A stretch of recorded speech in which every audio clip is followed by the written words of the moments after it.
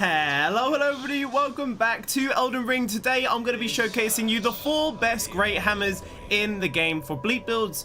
There are 4 because you may run your build slightly differently, or you may want to, maybe run some statuses alongside the bleed. So I've got you covered on all fronts, or maybe weight is a factor for you, and that is important.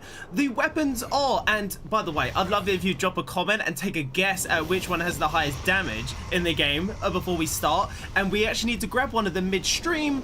It's a drop, but that's fine, it's going to be fine. It shouldn't take too long. And also in the description or the comments or whatever you want to call it, there is like the caveats for the build. But basically, we'll be using the large club, the curved great club, the scarlet rot hammer. Oh yeah, it's Margaret.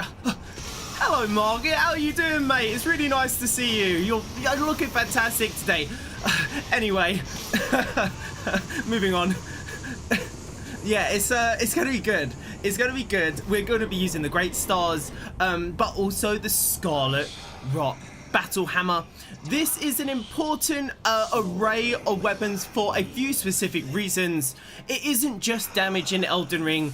It, like I said, could be weight, it could be range, and it could also be what builds they enable, because even though you're using a bleed build, you might not want a pure bleed build. You may want to run extra statuses, and I've got you covered there. So basically, simply put, what one does the highest damage? TLDR, it is the curved great club, large club. It actually does the best bleed build up if you're going pure bleed. Best bleed build up while also doing the best, having like the best range along with the large club. It's like a few pixels difference. And yeah, just having the highest flat raw damage, which I think a lot of you guys will be looking for when it comes to your builds.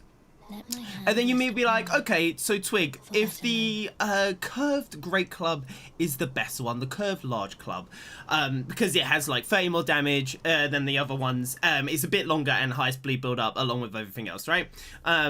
What would be the follow-up? What would be the follow-up? Well, I'm thankful that you asked. So the follow-up would actually be, shocker, the large club. You'd think it's not actually that impressive. You may imagine great stars would be better, but actually it does slightly more AR, It's actually the longest great hammer in the game. Yeah, actually, we're not going to go this way. Let's go the other way. It's the largest great hammer in the game that can be infused. So there's that benefit, you've got the range. It looks really similar in length to this great stars. Like if you have a look here, you see they look really similar, but it is a few pixels longer on the hitbox. So if you want range, go large club with bleed. If you prioritize, I don't mind losing like 20 damage and a little bit of range, then go ahead and use, I forgot they nerfed Bloodhound Step. I'm like, oh yeah, this was weird, I used to speedrun. If you feel like you want a little bit less range, but like really similar damage, go ahead and run the curved great hammer. The damage is better, range slightly less. But then you may be like, so Twig, where does the great stars fall into this? Why would you use the great stars? This one on my right hand. Well, the reason you'd use it is because it offers the ability to run another status, but a slightly weaker bleed infusion. I'm trash, guys. Apparently, I'm terrible. But yeah, basically, you can get about 60 to 70 bleed build up while having like 130 poison build up. If that does interest you, then go ahead and run the great stars, and you will hopefully see everything pay off quite nicely. We're making our way over to our boy. We're on New Game Plus like 113 right now, okay? So just like bear with me while I learn how to play the game. By the way, guys, did you know you can actually go this way? I feel like a lot of players don't know you can pull this switch and actually go this way. It's one of the few elevators in the entire game that you actually can like pull on a switch and call it down to you prior to activating it. It's really, I think it's the only one. It's very unique. But yeah, okay, so you got great stars. Okay, you want to run a bit of bleed and poison, and you want to maybe have a little bit less of that bleed. But your poison sounds interesting to you. Okay, or frost, or whatever you want to run, right? except from Scarlet Rot, and that is where the Scarlet Rot Bowhammer comes in. And you may be like, Twig, that's the only reason why you have it there. True, but the Scarlet Rot Bowhammer, when infused with Bleed, actually keeps all the blood loss build-up similar to the large club or the curved large club. So you actually get the same amount of bleed build-up, status-wise, but you just get Scarlet Rot on top. But then you're like, okay, Twig, why would I not just use that over the others? Well, it actually has the shortest hitbox. Like if you have a look here while I'm blocking, look at the top of the hammer, and then take a look at this one when I block and look at the top of the hammer. It is, and this isn't even the biggest one, you lose a ton of range using the Scarlet Rot hammer. And not only that, it's got like the lowest damage. It's really low damage, so shortest range, really low damage. It might be the lowest, and then yeah, you know, it could be a bit iffy. I'm gonna quickly show you how to buff. But with that being said, these talismans don't always proc. If you want to proc this early, use dung. You can poison yourself. If you want to buff with the mushroom crown, you can in that sense too. The claw talisman enhances jumps, but I'm not actually probably going to be jumping, and you could go ahead and run. Oh, I actually don't have it on me. It's the one that, oh no, I do. You can run this one. Raises your attack when you're at 4 HP. I could be running this right now, but honestly, I just don't really care. It's not going to be that big difference. Like, did you see how much damage we did to Margit? This does extra damage with successive hits, but because one of the caveats of the build, if you check the description, is we are going to be using Ashes of War. This is one of the only other ways to really buff your damage, unless you just increase your stats. But with this build, where I'm assuming you have high stats, after 80, it basically is like 5 extra damage. It's nothing. As long as you get to like 60 in each stat, that's actually good. 60 to 80 is nothing, and then 80 to 100 is even more nothing. Blood loss, this is with Seppuku. You proc it on yourself, but you don't need it. You don't need to be running a dagger with Seppuku on it. It is just so you can go into a boss room with bleed, and yeah, there you go. But during the showcase, I will only be using the Commander Standard, which you can substitute with Golden Vow if you prefer, and Flame Grant Me Strength with the Seppuku. It's nothing crazy with in the buffing department. We are doing a pretty lax version. Like, there's our buffs. Off we go. Flask of Wonder, you could do charge attacks, you could do consecutive hits, you could do break stun easier, you could even run the bubble tier if you want. You could also put Determination or Knight's Resolve on a hammer to increase your damage further. You could also use a Roar for the unique heavies. You could go ahead and use offensive Ash of War as well, which is something we're not dabbling in, but something you could definitely do. How are you doing, by the way, Blade? Nice to see you in the chat. Hopefully you guys are having a good time and you're learning a lot. The reason why I'm not doing offensive Ash of War and stuff is because a lot of players will let you know it does change a massive aspect of these builds and everything, and some people also don't like that play style. So I thought I'd give you literally the highest damage output. And then if you want me to go into Ash of Wars or what you want me to recommend offensively, drop it in the comments. You could use Endure though, that's not an offensive Ash of War. If you just want to like buff your damage, you want to play more traditionally. Yeah, it's going to be good. Yeah, I remember you, Blade, don't you worry. I remember you, good sir. Let's go see if we can mess him up and not be too terrible today. So, Godric. He will proc the Rot in Vicinity when we eventually rot him. He will proc the Bleed. He will also be a lovely, lovely man for our build and just get on his knees. Oh, can we get him? Oh, 1 HP! Ah, it's a really good build though, guys. I'll show you in just a second. Here you go. Here's the talismans, here's everything else, and here's the stats. It's a high level build though. Main key points are 60-60 strength, dex, and the weapon setup, okay? And talismans, and armor. Chest piece and headpiece. This boosts bleed, this boosts the body armor. Very good, very, very good. As you can tell, we nearly got him instantly. The only thing that really messed me up was my stamina management because I'm trash and I decided to run up to him first instead of walking. That's honestly the only reason. And yeah, the build is very strong. When we get into the end game, when they actually live long enough, the Scarlet Rot from the Battle Hammer will proc this and give us another 20% damage boost. Cheddar, get out of the bin, you naughty boy. And yeah, it's gonna be something that you can buff again with Dung Paizo, and you can poison yourself and then just cure yourself, and it will last for 20 seconds. And by the time you're 20 seconds into the boss fight, you should Scarlet Rot them and get the second proc.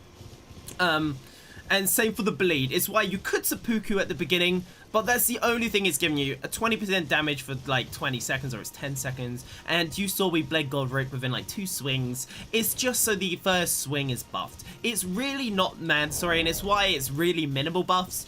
This is an aura buff that lasts, I think, 60 seconds, 80 seconds or something. Oh, actually, no, this one's 30. Golden Vow is 80, slightly weaker. But yes, it lasts a lot longer. And then it's just, so you've got the seppuku, which is basically nothing. You've got this, which is a nice 20% damage buff for 30 seconds. You could not use it, it's up to you. And then Flame Grant Me Strength does more damage, it's nice. And only requires like 15 faith. It's very low requirements, and it's why I also am specifying I'm not doing menu swaps for this showcase, because I think, to be honest, maybe we can all be real here, I don't think anyone really plays this game like that. You may see like people do it for nice thumbnails and stuff like that, but at the end of the day, I don't think a lot of people are buffing for literally a minute straight before the boss room just to walk in and hit them once and they die. If that is how you play, then builds are relevant, because you could honestly do that with like a dagger in some aspects, in some cases, especially when people used to just use Pebble. It really is, it's a different way of playing. It's different, you know what I mean? I don't really know how to explain it, but yeah, hopefully you know what I mean. Let me just create a clip. Let's keep it going. So guys, you may be wondering, what is the most powerful hammer then? Where are we getting this most powerful hammer? If these aren't the most powerful, where's the most powerful hammers? The most powerful hammer is just over there. You remember that over there? Yes, over there. It is just down the way it is. And it is farmed from the Albinorix. So let me quickly go ahead and do, I'm doing stuff in the background, okay? Bob, let me just do this, boop. So where you want to go, guys, if you want the best hammer in the game, is actually just down here. If my memory serves me right, I hope it does, there are some Albinorix over here, and they are the ones with the curved club. They will drop what you want. If you want to know what I think is the true best setup, truly the best, probably Scarlet Rot hammer with curved great club. But if the range of the Scarlet Rot hammer is too annoying, then run the large club and the curved club, or just run double curved club. You see these clubs that they're holding? This is what we are looking for. I don't think I have any. Yeah, I've already done a lot of farming on this account. I'm out of Falfords. I'm gonna get +7. Oh my god. Oh my god, they hit like a truck. But yeah, also guys, by the way, do your farming on low levels. I thought I had farmed everything on this account. I've got, like I said earlier, I'm at like new game +100 and something. And yeah, it turns out I didn't. I had barely farmed anything on this account. I don't even have Raptor's Mist. And I went to check, I was like, oh yeah, I'll quit Raptor's Mist instead of Bloodhound Step just for a change up. And also to keep the damage flying. To run with the Claw Talisman. See why I haven't, you see? We are going to do this stuff today, and then I'll showcase it later. That will run with the Claw Talisman, and it's very good. But annoyingly, I do not have these on my main account. I actually had another account on like New Game Plus 70, but I deleted it because I just don't care about stuff and I need to make more builds. But what I didn't realise is that it's, you know, it's, that was clearly the one I farmed everything on. So I have no idea why I didn't farm it on the main account. I don't know. But you can see here, jumping off the horse, being in the air, doing that plunging attack, 2,000 damage, no buffs. No buffs at all, 0 buffs. With the buffs, it goes up to like 4,000 damage. And that is what I was trying to, you know, explain with the buffing. You really don't need it, guys. It's just that good. Hey, Hero, how you doing? How you doing? This drop, by the way, guys, is a 4%. I swear, they better bring in some more bleed sorceries incantations with the DLC. Yes, that is something I do I am upset with. But don't worry, guys. Later on in the month, maybe, or at least in a few more streams, I'm going over. I think what I'm gonna do is I'm gonna go over every single build, bleed builds, best versions of everything, because you guys know my brain has good knowledge. I'm actually gonna grab this so it stops appearing on my screen. And then I think I will dabble in sorceries. I'll try showcase the best quick casts. So what a quick cast, you may be wondering as an Elden Ring gamer, is when you switch from one spell to another one, and they actually do allow you to cast them quicker when you do this. Not every spell can do it though. And finding fast offensive quick casts are good, because the first cast should only really it only really costs you, let's say, like, oh, I whiffed. Yeah, it only really costs like half a second, which is typically like the wind up for the spell anyway. So a great one is that Garang little pebble throw into something else. It's just a little bit of extra damage if you're looking to get really good at your sorceries, and that's what you should be thriving for if you're doing a sorcery build.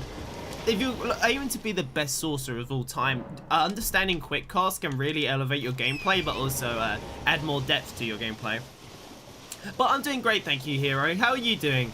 We're currently just farming the best great hammer in the game. This is where you can farm it, guys. You can also farm it in Mohg's Palace, but these guys have a lot less health. And if you're on a lower playthrough, they will die a lot easier. They will die a lot easier than the ones in Mohg's Palace. There it is, maybe? There it is, we got it. Nice. So there's the curved Great Club. So let me quickly give you a size comparison. You'll see the curved, the large Great Club here, the curvy one, is only a tiny bit shorter, but again, it's going to have like 30 more AR. This is the hardest hitting hammer in the game, basically, which is really weird, because I wouldn't say it looks like it should. So let's get rid of the UI. So this is the large club, the second largest. Or actually, it is the largest. And then the curved one is the second largest. So you see, you just lose like a little bit at the tip. So you lose a little bit of tip, gain like 30 more damage. And yeah, I would recommend 2 of these. Either 2 of these or Scarlet in the left hand and this one on the right hand. Because the Scarlet build up will probably do more damage over a longer fight due to the swing speed of the hammers and the stamina consumption for most people. I think we can all agree, not all of you are level 400 naturally from sweating this game. You're probably gonna have like 60 strength, 40 endurance, 40 or so vigor, and then maybe a little bit of dex. In that scenario, it's probably better to use the Scarlet Hammer. Let's go ahead and level this up, and you will hopefully see it's a lovely, juicy, girthy potential. But yeah, it's going to be hitting hard. Don't forget, gamers, in this game, if you are ignoring status conditions, you are kind of shooting yourself in the foot. Should we run? Should we run? What should we run? I mean, this is what I was trying to say, like non-offensive spells like Knight's Resolve. We could do Bloodhound Step again. I realized I don't really like Bloodhound Step. It's okay. I feel like its recovery times outside of the initial first dash is like the only thing I like about it. So looking at the AR, if I've done my research correctly, where is it? Where's me clubs? Where's me clubs? Where's me clubs? It could be 99 stats, because I did do my testing on PC and now I'm on Xbox. So looking at the AR values, there they are. So let's just have a look just to make sure. Yes, so this does significantly more. This does 825, this does 706, this does 795 apparently, and actually that's because of the lack of dex scaling, and this is what I was trying to say. This can be the best. It has long range. It is the longest. If you value range and you don't mind the damage hit, it's not too bad. At high level, apparently it's actually a little bit more than I thought, or like not being at a perfect stat. It's because of how bleed takes away, like you look at the dex scaling, it's not here. At anything other than like a low level, this can be a great choice, but you will want to choose the curved great club at the end game. Great Stars is doing a lovely 795, so it is 30 less damage, like I said, than the curved great club. The only thing is with that is that you typically, like I'll quickly show you what you want to use the Great Stars really for, is because there's no point in running pure bleed, is you actually want to run, let's say, poison. Now, if you look down here, the poison build-up is 162 and the blood loss build-up is 70 instead of 141. The reason being is the other one is just better for pure bleed. This is an additional benefit. You could even run cold to get an extra cold proc halfway through the fight, even though it'll only proc once. You would maybe have to run like a little fire dagger or something just to remove the frost layers, but at that point it's a waste of your time, just smack them in the face. I would probably recommend poison. Or if you are a mage, you could split it here and still have a bit of poison while doing a bit of magic damage. It's up to you, but I would really just recommend poison. So this is how it would end up looking. You either want to run poison and rot. You want to run best bleed and poison. Best bleed and rot. I would recommend rot. Even though the AR is a little bit less. And then you could have offensive Ash of Wars on both of these. This one has a range issue, give it a ranged raw Ash of War or something, so you got range with it maybe, or give this like Knight's Resolve or something like that, you know, whatever you want to do. Same for this one, you could always use Horrorloo's Earthshaker or something like that for AoEs. If you feel like you're also having a range issue in multi-fights. Large Club, again, is a really great option, but it doesn't scale truly to the end game, but it's very good regardless, especially if you're running just strength and you don't want to run dex. Running strength, use this. Running strength and dex, use this. Running strength, dex, and want a status, or just strength, use this. If you want a quality weapon, which is kind of in the middle of everything, damage, status build up, weight, this is the one. This is also the lightest, which we mentioned earlier. There is that reason. If you really are mid-maxing that weight and you're really pushed, this one can make you a little bit lighter. Only a little bit though, 1.5. And with that, we are now a fat rolling goon. So I'm now going to take off the large club. I didn't showcase it because genuinely there's no need, because now we have the curved one. But I did want to explain the damage values on that and show you the AR. Again, the AR is here. Yeah, this Scarlet Rot hammers, again, like 30 less damage than this, and then this is 30 less damage than this, so you lose 60 damage. It can be quite a bit, but yeah. Let's unequip this. We should now be medium rolling. There we go, and now I can showcase to you all the fun stuffs.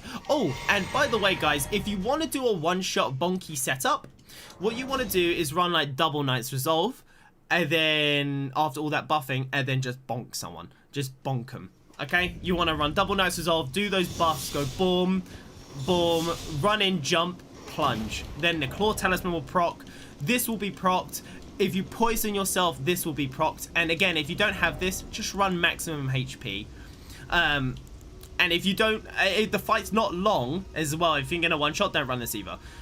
This sort of thing, consecutive attacks, will work, but the enemy needs to have a bit more health, right? They need to, like, not die. Everyone we've been fighting dies too fast. And yeah. Outside of, you know, not using offensive Ash of Wars, you can't really buff yourself further. If you are running Ash of Wars, run Godfrey's, not Godfrey's icon, sorry, run the warrior, not Jar Shard either, run the better version of this. The warrior, what's it called? It's the warrior something, the bigger shard, run that one, you get it at the end of Alexander's questline. Don't know why I have the basic version, Shard of Alexander. I probably gave it to a viewer because I'm a nice guy like that, and I'm always doing that, and honestly, it could be why I'm lacking half the stuff I'm lacking. I'm just like, yeah, I could always just grab one. It's fine. Yeah, so let's go into Renala. Let's go visit the main lady herself. Let's go visit her and see what's going on in her little domain. But yeah, the power went out for 3 days, but I got it back this afternoon. Where did you get the Scarlet Rot Hammer? It is, okay, it's in the concentrated snowfield. It is right here. There's a graveyard right here. It's about here-ish. Okay, there's a graveyard. There will be a gladiator there. He will drop you the hammer and his armor set. Okay, do not get it confused with the one that sits on the hill over here. This one will not give you the hammer. Only that one will drop you the hammer. Okay? And it is not a bad idea to run double bleed hammers, but do not run double scarlet rot hammers. That is a mistake. The scarlet rot build-up will happen within like 4 swings, and then the rot status is actually pointless. If you want to be optimal, what you actually want to do, I'll do it right now, I'll show you. What you actually want to do is you want to swap these 2 around. So, actually, I guess I could just do it from here. Switch these 2 around, because I don't really care, I don't need it, honestly. But when you've procced the rot, go like this, and now you're running the bleed. Ideally, grab 2 of these, but I don't want to farm a second one on stream. Grab a second one of these, or switch to the poison stars, and then get rot poison, which will then proc the vicinity buff again.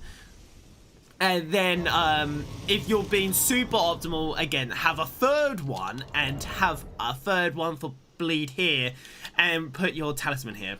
But that is like super endgame meta in this, which again, I think is going to be a lot of effort for minimal gains.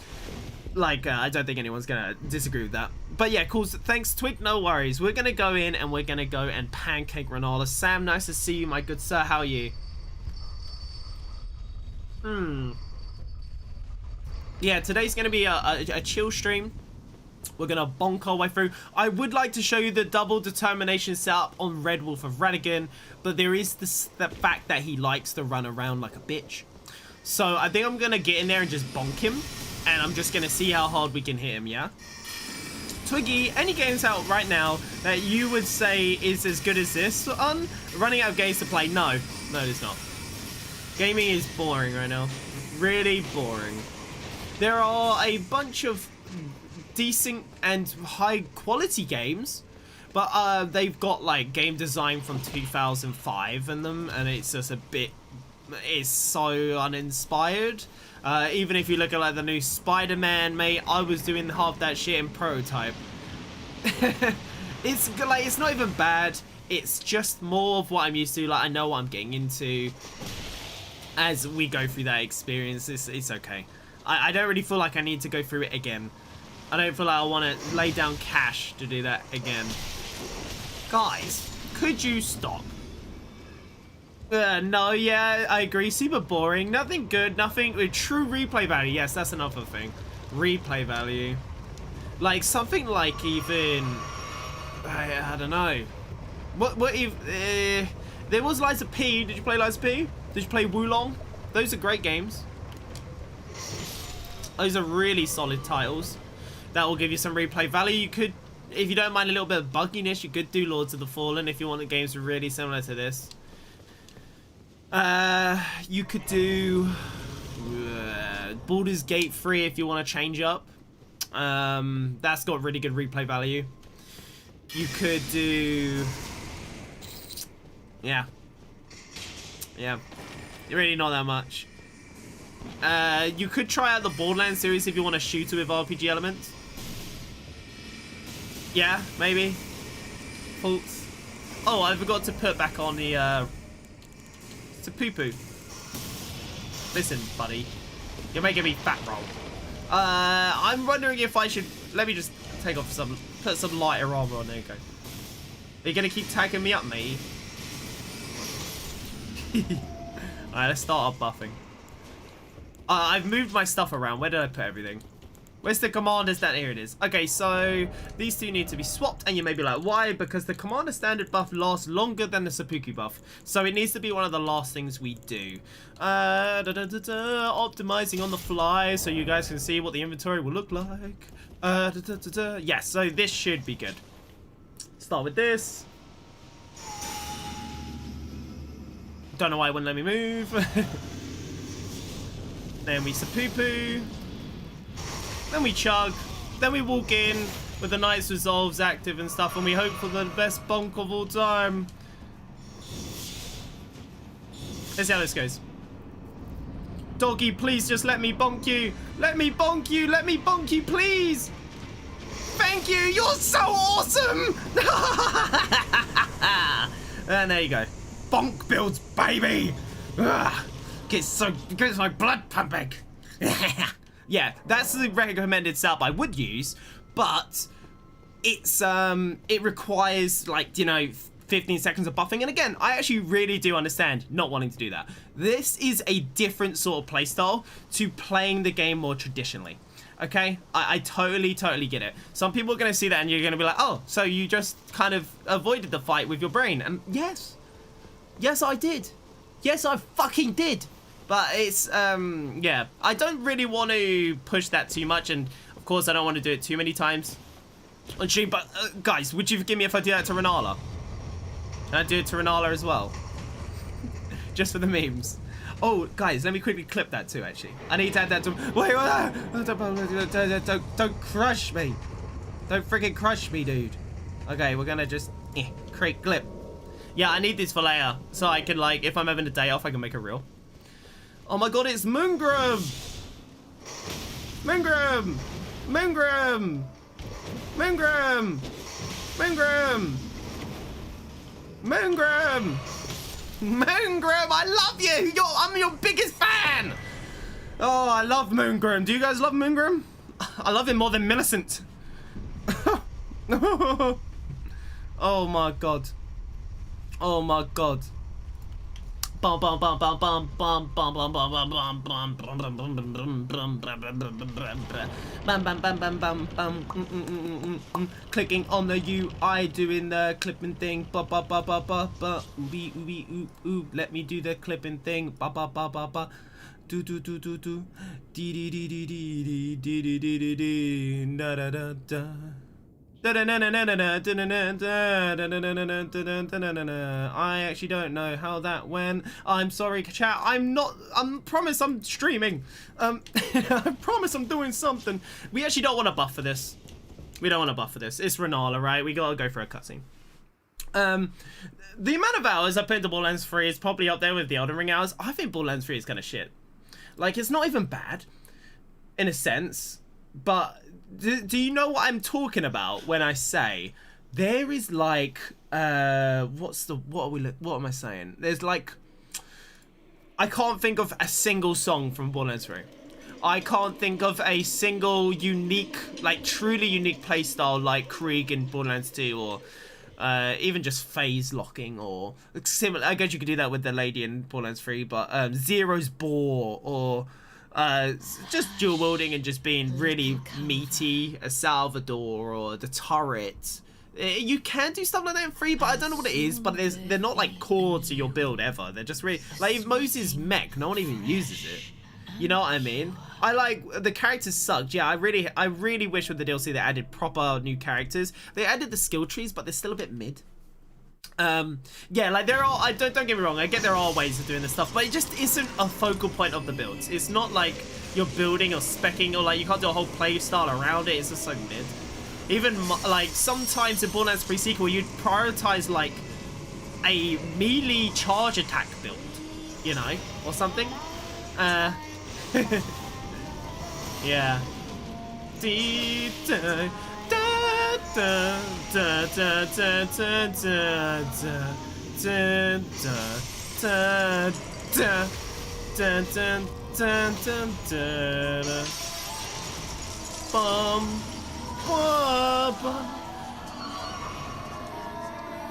Oh, she's so cute, isn't she? Guys, Renala, is she the cutest queen of Cario you've ever seen? Not that we've seen another queen or anything, but she's so cute, isn't she? Oh, what the heck, dude? Oh, whoa, whoa, whoa, whoa, oh, mamma mia. Oh, made me Italian. Oh, sorry guys, I got a little bit shocked. Pre-sequel is awful in my opinion. I like it more than 3. Better builds. Way better builds. Better characters to play as. Pacing is annoying though, I'm not gonna lie. And there's no endgame farming, really. But in terms of like what you get to play about with, like glitch guns are sick, the DLC's the best, music's pretty good. Again, characters are probably the strongest in the series. What else is there? You know, yeah, there's a lot. There's a lot to like about the pre-sequel. There's very little to not like about the pre-sequel. The only thing you might not like is they're all Australian. Because it was, everyone in that game is freaking Australian, dude. Because it is the people that made it. And it was, maybe you don't like Oxygen. Then just play Claptrap, you know? I'm gonna be that guy. But it is true. Don't like Oxygen? Play Claptrap. Well, do you not like hovering through the air? Do you not like movement? Do you not like, the butt slams in 3 are so shit they're unusable. They're like a core gameplay element for every build in pre-sequel. It's great. And it's fast movement. It's so slow, it's literally got the fastest movement in the game. And that's facts. If you're walking around the Hyperion base, you just double jumping everywhere and just going along at a fast speed is great. When I play Borderlands 3, I can't speed boost at all. The most thing I can do is like slide down a small slope.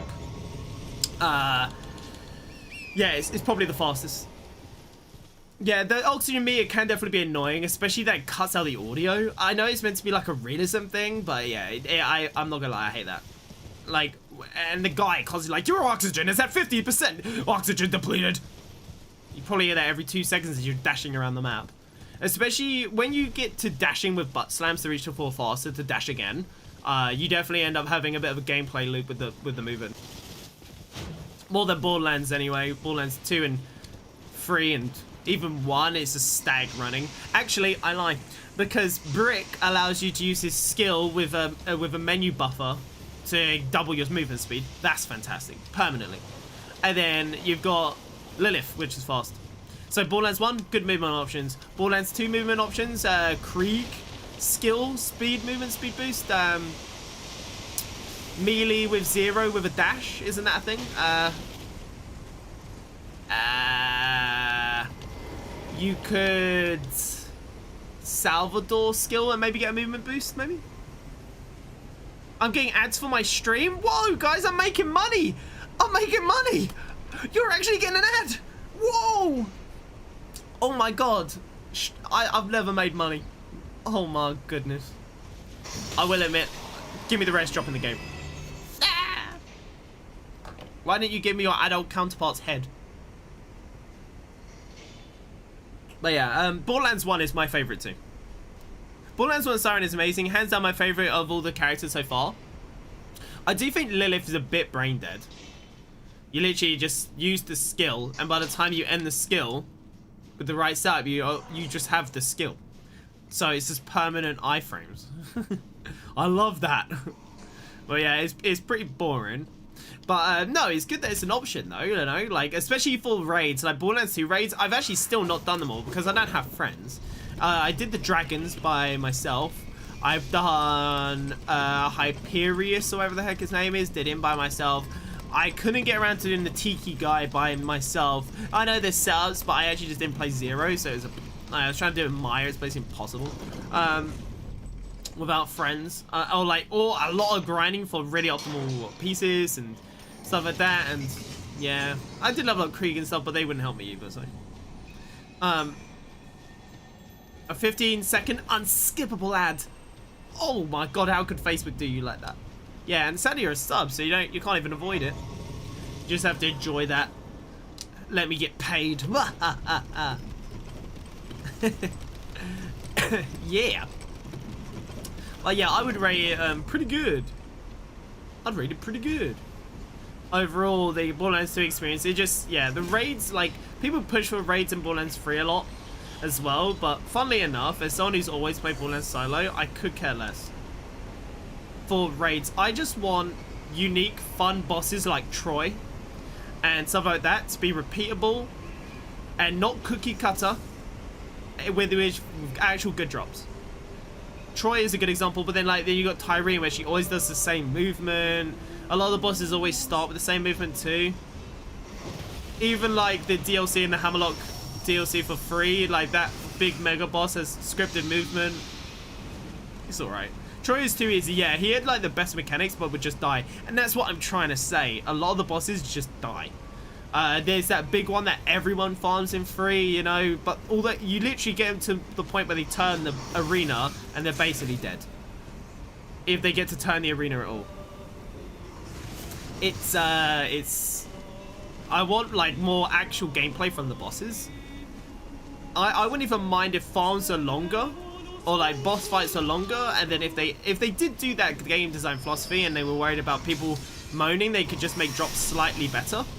So instead of it being like a 1% drop, make it like a 1.5% drop, and then just make it so the fight takes like an extra minute, but you actually have to focus or something, or even 30 seconds, but you actually have to do something. All you need to do was transform his shield and negates all electric moves. Yeah, I love it. I don't know how well this build's gonna do against the magma worm, guys. I'm not too sure. I'm honestly not too sure how this is gonna go. I'm down to see though. Shall we invite him over to say hello? Shall we invite him over? Hello, buddy? Hello, buddy? Are you coming? Are you coming? Are you coming to say hello? Whoa, what happened to your health? What happened to your... Oh, my health! My health! Don't run! Don't run from destiny. You know what you must do. Die! I mean, faint. We're PG around here. Yeah. He'll be back on the game plus 124. Oh, gosh. Yeah. He'll be back. He'll be back. Don't worry, guys. PG ran in. PG. Oh, there's a jar, man. Oh my god, they have boobs. That's not let me solo her. I saw boob. How are you doing, MG man? What brings you to my domain? Punk. I don't know. I added the punk. Buddy. What are we doing? I'm just messing around. I'm just hanging around. Just doing my thing. Just you know, hanging out with you. When I made that sound, I think of those worms, or like the little slugs from what's it called? What animation was it? It was like Goblin something. Do you know the ones I'm talking about? They're like little clay ones. They had like the Wallace and Gromit clay animation. They were like two little slug things. They were like chew gum. Oh. When does Remnants DLC come out? Don't we all want to know? Are they only doing 2? That's my question. Guys, I'm hairier than I've ever been before. What do you rate it? Actually okay? Or kind of yikes out of 10? Twiggy makes any build work, it's true. I don't think there's anyone online that knows this game as well as me when it comes to builds. Honestly, it's all just in my head. It's all just right there. And the thing is, I go so much deeper than everybody else. So much deeper. I'm considering weapon length, recovery frames, convenience, which is actually something not many people care about when they make builds. They're just happy to push and showcase some really long, tedious fucking setup, which is literally like a minute long. Like, oh, I'm gonna menu swap Black Dumpling and Shabruri's Howl, and oh my god, and then invite my friends and then make them debuff the enemy with frost for my 1 screenshot damage fire. I don't know. Or poise, but look, literally, I'm just chatting shit, and honestly, I'm kidding for the most part. But no, some people definitely do 50,000 buffs before a fight, and then go in and then act like it didn't take them over a minute to buff. In this, the buffing takes, like with the build, it's like 15 seconds. You literally Flame Grant Me Strength, Flask of Wonder, 1 Seppuku, and if you want, Knight's Resolve, and off you go. There you go. Enjoy like 12,000 damage, boom, with a bleed proc. And then there's your second jump, boom, 6,000-7,000 damage with another bleed proc. And there's the Scarlet Rot. There's another 20% damage boost, and boom! And then you didn't have to stand outside the room throwing dung pies or anything like that. You're just going in, doing big bonk damage with a great hammer, not even colossal weapons. This is just great hammers, mate. And just doing work. Like, it's smooth, it's streamlined, it's very little effort in the sense of buffing, and then if they do survive and whatever, you can just go on to just have a good time. Just play the game after that, you know, just swing, roll, and play the game normally. You're not trying to do some weird Comet Azor stand across the room setup where you stand there and then just hope that and pray to Lord Jeebus Knieebus that he doesn't actually walk up to you and smack you and ruin your whole build. Oh god. Free tool by June, they said originally. Oh, well, yeah, I don't think that's happening. They'd have to be putting one out like right now.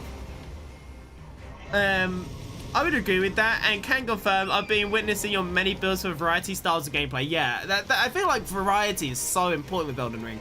And it's not something that gets pushed by the algorithm, sadly, on platforms. Thank you, Sketch, for the follow.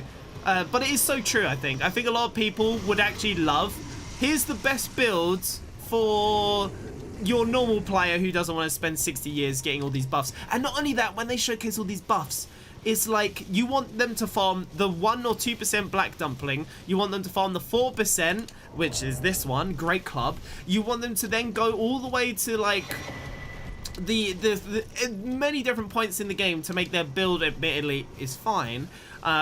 But then you'll be like, yeah, it's great for a first playthrough at the end of that. I'm like, mate, you're going to be using that. If you use this Rot Hammer, you're only using it against Melania and Radagon. Because you would have done everything else, and maybe Moog, because of where it's located in the game. Like, I'm not going to pretend like it's I'm not going to mark it like it's the best build off the rip. Admittedly, this is best off the rip, and I, mention it, but sometimes it's like Rivers of Blood builds the best. Get your mum to drop it for you when you hit Limgrave. Like, what? No, like, most people genuinely do not have someone that they could call up and be like, hey, could you just casually play through the entire game and get a second copy of Rivers of Blood and drop it for me? Like, it's just not happening. Most people don't have that.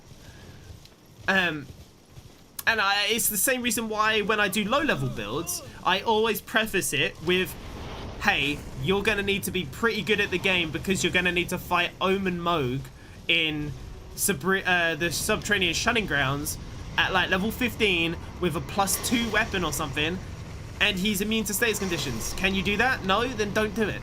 Like, it's not a build for you. But if you can do it, you'll one-shot people. Enjoy.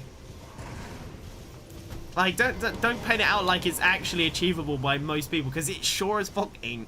It just ain't. Most people can't do that. And that's fine, That's why we all have different types of content, but yeah. I think being clear, and also not just telling people what they need to use, but also educating them why they need to use it is super important. Because then the whole community gets smarter as a whole. And you honestly get a cooler meta scene. Bonk. Bonk. Bonk. He lived. Die. Die. You're the greatest horseman of the apocalypse I've ever seen. He's awesome, isn't he, guys? He's got one of the coolest boss designs, too. I just love his armor set. He's got the drip. He's got the drip going. I must say, my good sirs. He's looking fantastic. But yeah, like, how long is that buffing setup? It's something like, what, 10, 15 seconds. It's so short. It's very efficient. I think it's the perfect middle ground. Perfect little middle ground. How are you doing, Martin? Nice to meet you. Hopefully you're having a fantastic day. Hopefully you're having a fantastic time. Just gonna casually walk up here. I'm clipping like everything, guys, because I need like a backlog of clips that I can schedule. And this is actually another reason why I did decide to start like doing this sort of thing, because it just makes it easier for me. Like, when, like, I can just get a schedule going. Like, oh, I know I'm going away for 2 days. Here's 2 shorts. I can just do that.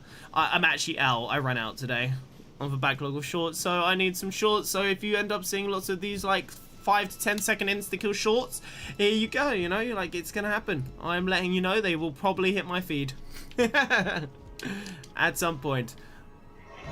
But yeah, I'm doing great. Perfect, mine. Have you only just started playing through Elden Ring? Or are you like a long-term player? What brings you here today? And thank you for actually hopping in. My YouTube side of things, I've been covering Elden Ring for thousands of hours, but I've not been on YouTube. So here I am. Hello. Here I am. Hello. And it would be nice to grow a bit of an audience on there too. Because I actually check my analytics, and everyone that watches me is like 20 to like 35. For the most part, it's like 80% of my audience. So I clearly have a very mature adult audience that likes to know their video games inside and out, which is fantastic. I'm a 50-hour player, or maybe 70-hour. Oh, great then. So if it's your first playthrough, I'm going to predict, unless this is like, without help, I'm going to assume you went through solo. Blind, maybe, for the most part. I bet you're at the capital, actually. I bet you're here. Are you here-ish? Because I think I beat the game in like 100... No. Oh, actually, I lie. I remember how long I beat the game, because it was 69 hours.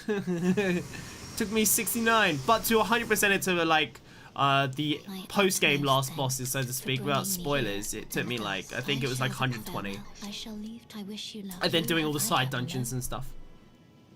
Yeah, oh nice, good. I am on the ball with that. Let's go. You looking forward to the second Remnant DLC, or the first not impressive enough? I don't think the first was that impressive. I'm looking forward to it. I'll play it, but it was okay. Hey, Driscoll. I'll call you Cassidy. How you doing, Cassidy? let's make it easy on myself. How are you doing? How much do we think we could do to this archer? I'm actually kind of curious. If you double Knight's Resolve with no buffs outside of Knight's Resolve with this build, how much are we doing? 3,000 against a really armored target. Not bad. Not bad.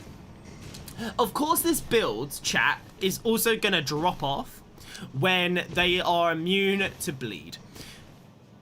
And it's why in the comments, in the description, I have prefaced, we are not menu swapping, minimal or no menu swapping in 99% of cases. In fact, we aren't menu swapping.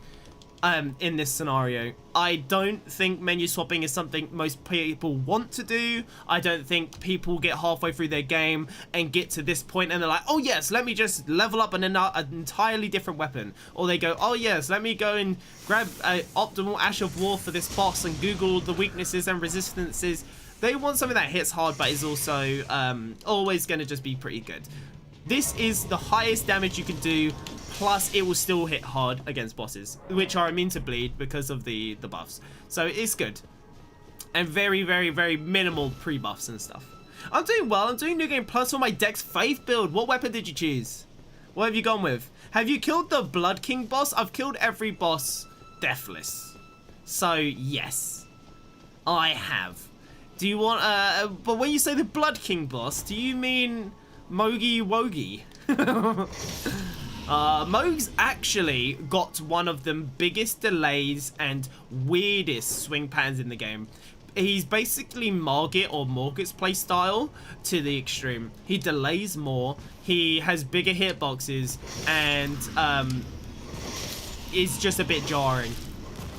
He's just a bit jarring, isn't he? I think we can both agree. Oh, I missed! I have a skill issue. Yeah. I haven't even fought these guys going up here in ages. Oh, hello, friend. Do you live? No, good. Yeah, so if you want a tip for Moog, wait until later and get a buff, a flask buff, which will make you immune to his blood attack. Immune. Completely, it will do nothing. You can just beat him up. You'll basically kill him by the time he finishes buffing. Hey, Caro. How you doing? I just followed you. Wow, you're like my 6th follower. Whoa. By the way, I work on art. How are you? Thanks. I don't care about what you're selling. Use Bolt of Grand Sacks. Literally, bolt distance is so broken. It is very broken, but it's actually got quite a low ceiling and damage output. It's not the best weapon, but it's very good regardless. Did you know the rain buffs lightning damage? So if you're in that sort of scenario, it can be very useful. But yeah, Bolt of Grand Sacks has quite a low damage ceiling. I think it caps at like 2,400. It's okay. It's pretty good. I'm just gonna bonk him. I'm just gonna bonk him. We're just gonna bonk him. Oh no! My bonk! Bonk! Oh my god, I nearly failed my bonk setup. Whoa! That was bonkers. Okay. I'm not looking forward to the real deal. I'm gonna get suplexed. Oh my god. I have 80 strength, 80 dex, 80 faith. 80 strength, not dex strength. God, I'm being tongue-tied, my bad. It is really good. Like, again, don't get me wrong. And the Bolt of Grand Sacks is a phenomenal weapon. It's very good, especially for PvP. It's so useful. But for PvE, I actually think you could probably get similar damage. I haven't tested it, admittedly. I bet if you timed it and had the same setup, you could probably do the same damage, if not more, with honed bolt spam. Genuinely. And I'm not saying you are destroying bosses. It's just like, it's hard to explain. I don't know. It's hard to explain without sounding like you got an ego, so I'm not gonna explain it. But yeah, it is really good. And hopefully you're having fun with it. I love the Vault of Grand Stacks, but it's not one I go to much anymore. After like, I did for like my first like 200 or 300 hours. But yeah, it definitely got a little bit, what's the word? Not only is it very limited, like if you aren't using the skill, it's short and it's got high stat requirements and it doesn't do the best damage, is what I'm trying to say. It's good, but it's not the best. I like it a lot. I'm gonna leave it there. I feel like you hate me now. I'm sorry. I should never have opened my mouth. But yeah, it's actually kind of, it's same as the Lord Guys one. What's it called? The Crag Blade. Crag Blade also falls off, sadly. It's, I'm coming, Margaret, I love you. I'm coming. Yeah, what, do you dual wield at all?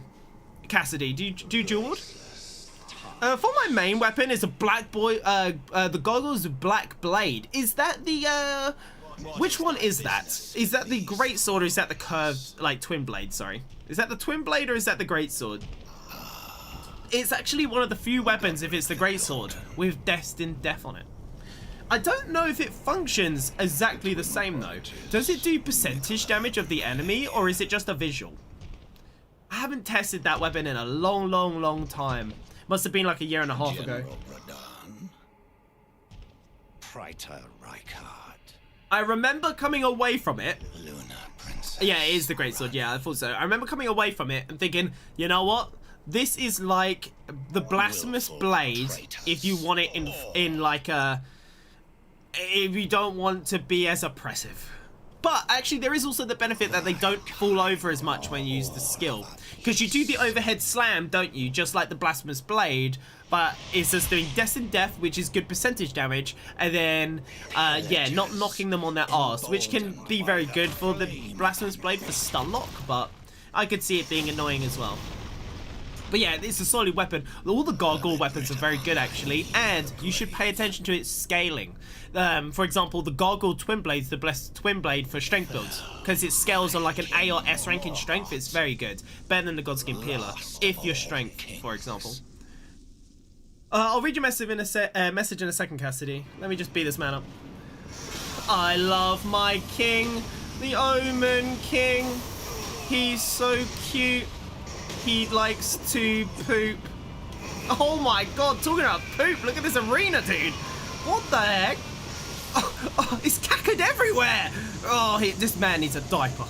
Oh, goodness, I'm out. I can't be standing this. This is ridiculous. Oh, my cute Omen King. Let's go talk to our queen, Melina. But yeah, let me read what he was saying. I dual wield Melina's hand as close combat. Okay. I see you must be at the end of New Game Plus. Unless a friend dropped it for you, right?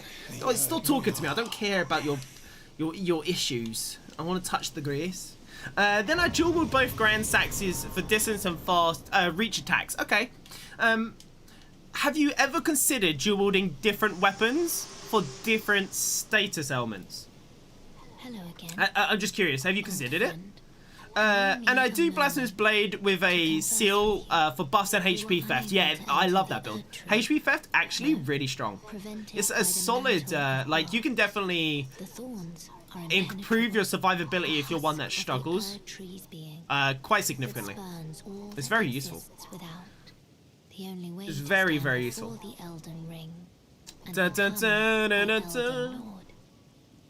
So, just publishing another clip, guys. Sorry, doing lots of clipping today. I think it'll be a bit fun, you know? A little bit cheeky to get some clips out, some shorts. Help my channel out. Why she tells us all about how she wants me to burn her alive. She is a kinky girl, isn't she? So Martin says, for now I plunge. Oh, sorry. For now it's +9. Sorry, not. It was a hole. I covered it. Because I need a damp dragonstone. The damp dragonstone. There is one. I think it runs on smithing stones, right? Not. Oh no, it runs on somber. You could grab a somber stone from farmers. Nah, you're not that late game. Have you been? How far through the game are you? Like, what's the boss that you've reached? Because you can find one around the mountaintops of the giants. You could also find some by the Lake of Rot, I believe. Admittedly though, I can't remember where, but I just remember picking one up around there. I could be wrong though, but there's definitely some in Framazula. I know where they are, but I don't want to spoil the game for you. I don't want to spoil. I'm not doing spoilers. Moog's Palace is another good one. And actually, yes, you did mention Moog's Palace, didn't you, Martin? So you could go there and find one as well, near Mogi Wogi himself. But yeah, it's hard to say it without spoilers. I respect that. I respect it. I respect the blind playthrough, but you may just be looking in to see what's good. Yes. Yeah, there is, Cassidy. You're 100% correct. I have killed the magic boss and Radahn, and I'm near the start of the Altus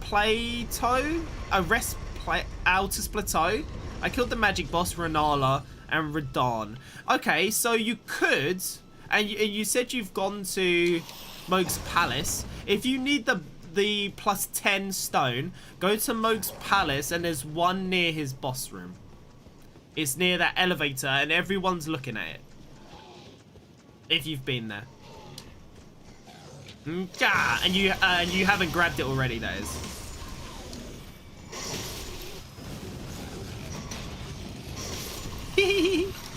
You're such a little prune. I'm more scared of the powder. I can't handle this fight. There's too much powder. I'm gonna rot your ass, mate. I accidentally hit the D-pad because I got fat thumbs, and you're lucky.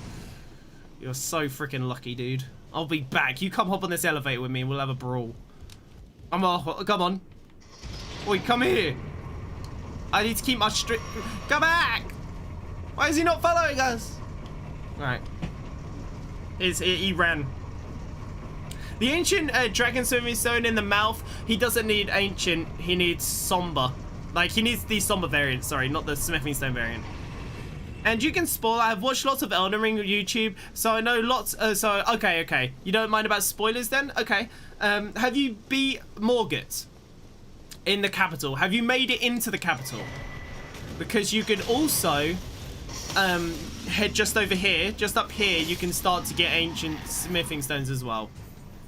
If you make it to this next area. And also, if you haven't made it that far, +9 should actually be enough, Martin. I don't think you'd need to go higher than that. Honestly, especially with all your research, you should be, like, if you're wondering where to go, this is where you go. Where I've been going. This is the main route of the game. And you may be finding Moog hard because Moog is end game. He's end game. You're actually, if you don't use the Palace Dynasty teleport, you'd actually have to get further than even this to reach his palace. You tell me where I need to go. Alright, I'm going to show you on the map, okay? So I'm going to assume you made it into the capital. And you go through the capital and you reach Margit like I just did, and you go to the Elden Throne. Lady gives you that talisman, right? Then if you go to the Avenue balcony, you can always rewind the stream on YouTube. Walk up this road and go through this door. So you go up this road, go through this door, and you're going to walk around here, and then you're going to go up the elevator like I just did, walk all the way down the big bridge, even just rewind the stream and walk the route I just did. Just follow. I'm walking the direct route through the game. I'm not doing any detours. So just, you could watch the stream again, Martin, and just follow my path.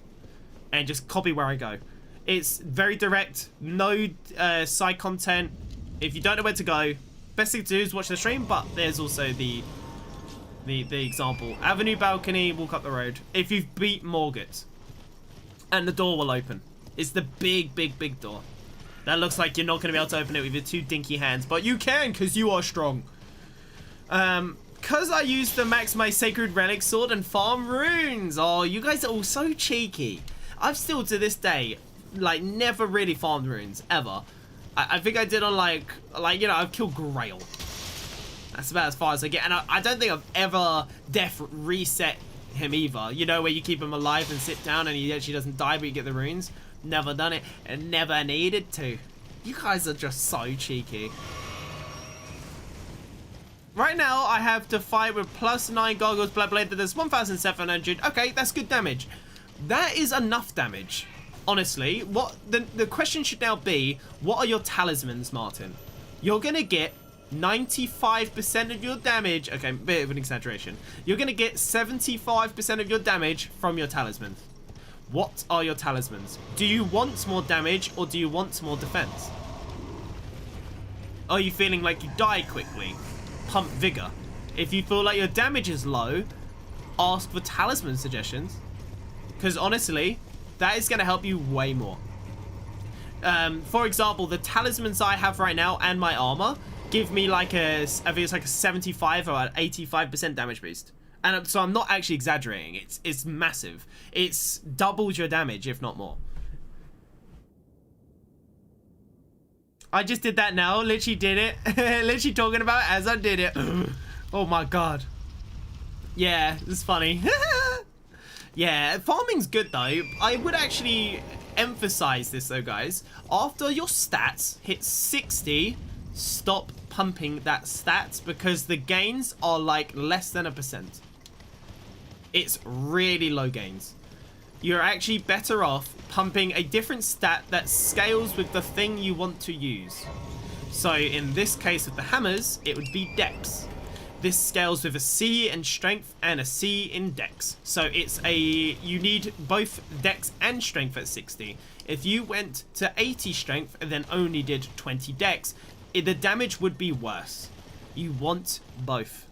The scaling is important. The scaling is in the middle of the screen there at the bottom. Attribute scaling. The letter closer to S is best, or A rather. There is S as well, but that would probably confuse you if you don't know how the system works. Yeah, the Grail's great for runes though. But like, look at all the runes I have. Believe it or not, I think I'm still not at a level up. No, I'm not. Look at all the runes I have. That is not even a level up. That's that's where you'll be if you keep leveling. It not only does it fall off, there's really no point. For me to level up, I need to basically beat the whole game. I'll be able to level. I just started this playthrough with 1.4 mil. And now I'm up 2.7. That is mil, right? Or is it 27 mil? Whatever. I can't be asked to look. Thank you for gifting the sub, William, and supporting the channel, going the extra mile, putting down some moolah for your boy. Thank you very much. I appreciate that. Guys, big shout out to William. He's the best. He's the best. Thank you, William. My message was appraised. Oh, I haven't looked at my messages in ages. Shall we have a look? Shall we have a look? What? Chat. Give me a number in the comments. What is my highest rated message? Put a number on it. Put a number on it. Take a prediction. What is my highest rated message? How many appraisals will it have? I want to do lots of damage with the Gargoyle Blade, Ash of War. Perfect. So you have a build idea in mind. Look in your talismans and tell me, do you have the Shard of Alexander or this one, the Warrior Jar Shard? You shouldn't go for the Warrior Jar Shard and instead go for the Shard of Alexander. But do you have this? You might have already killed him. Do you have this? And then the next question will be, do you have like this one? The Ritual Sword Talisman. You get it in Altus Bateau. This one is really easy to get. It's just like a 10% damage boost if you're at full HP. That's easy to get, isn't it? Pretty easy. Pretty chill. If you're not running any damage boosting stuff, this will be a good way to just start that damage flow. And then I'd also suggest looking at your Flask of Wondrous Physique, the Flask of Wonder, and see what buffs you can put in it to increase your damage or increase your defense. My favorite defensive one is the bubble tier, because you basically get hit and take like 5 damage. It's fantastic. But you'll get it. Okay, perfect. Yeah, grab those because those are just easy to grab. The Black Gargoyle sword doesn't run on a status, so you can't use the buffs and talismans I use for the most part. You're also not going to be able to get consecutive hits, and it's why the weapon isn't meta. You know, hopefully you can start to see why. So you can't use this because it won't do bleed, and you can't use this as you can't do rot, and you can't use this as you can't do multiple attacks while you're spamming the skill, and you can't use this because you ain't going to be jumping, and you can't use this as it isn't a thrusting weapon, and you can't use this because it isn't a crit, and you can't use this because it isn't a charge skill, it's just a skill. And then you can't use this because you want the better one, and that means reaching the Farm Azula and doing Alexander's questline. And you can't really use this all the time because you will get hit. And you could use this, but you aren't going to do successive attacks either. And then you can't, like, you just can't use too much with the Black Blade. But it does holy damage. You could grab this. Raises holy attack, but lowers your defense. Is this the Sacred Scorpion Charm? You could run this. You could run this. This, I believe the Black Blade is holy damage. Have a look in the stats screen. Or it's magic, but I'm pretty sure it's holy. If it's holy, equip that. I think that's like a 10 or 15% damage boost. Again, you'll take more damage, but your damage will be higher.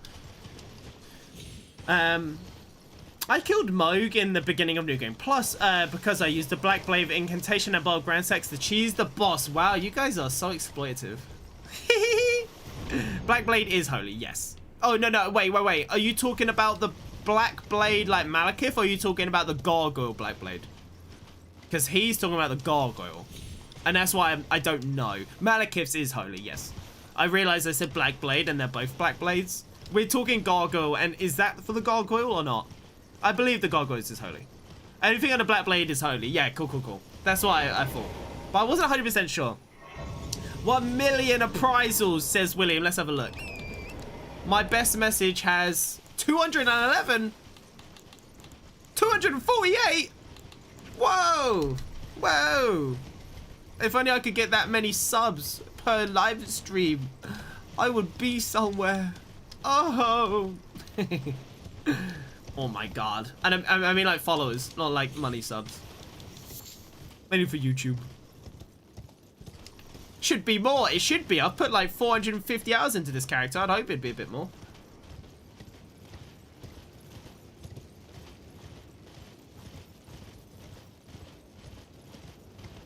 Now, guys, there's something I need honesty. I need to be honest with you.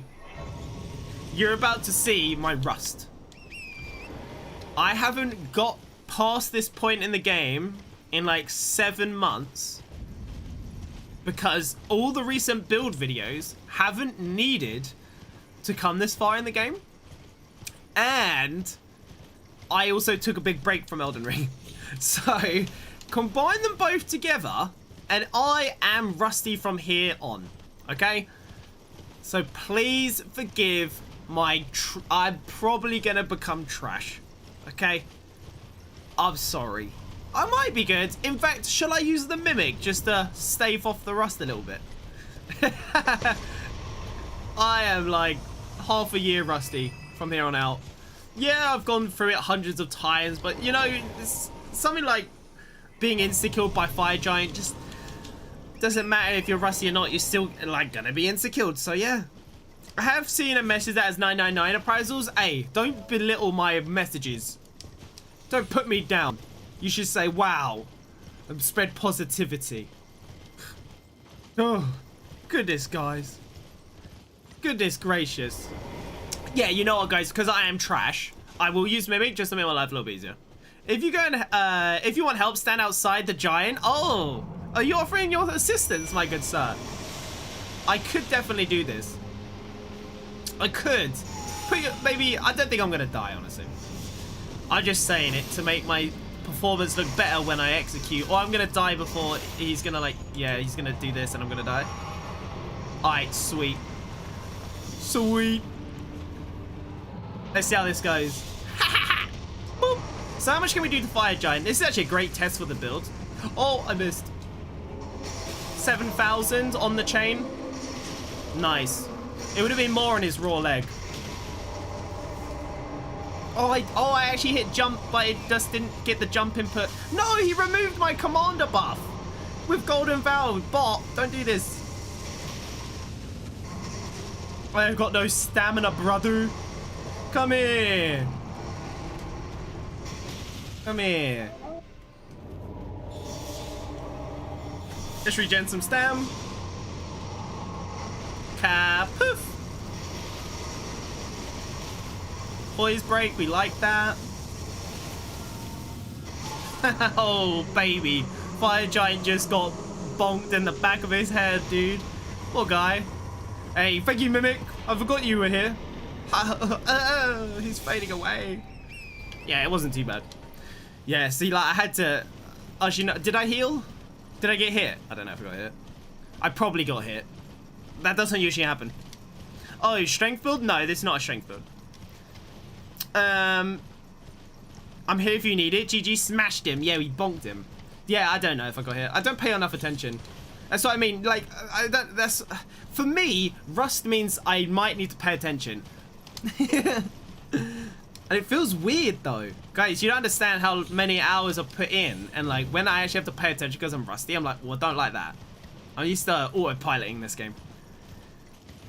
Fire Giant gets his ankle protector broken from a single spear on Grand Stacks on New Game Plus. Well, I didn't just break his ankle, I broke his leg off. Oh wait, he did that, I guess. Shh. Yeah, it's good. So like, my jump attack did like what, 7,000, whereas the bolt of Grand Stacks would do like 2k at most. And that's what I mean by it doesn't like scale as high. It's good though. You know, that's still fantastic. You can break it instantly. It's fantastic. It's just like, these builds are the best builds. So they're just super disgusting. They're super meta. They're just super... You know, if I had broken his shackle, then I did that setup, I would have probably hit for like 15k.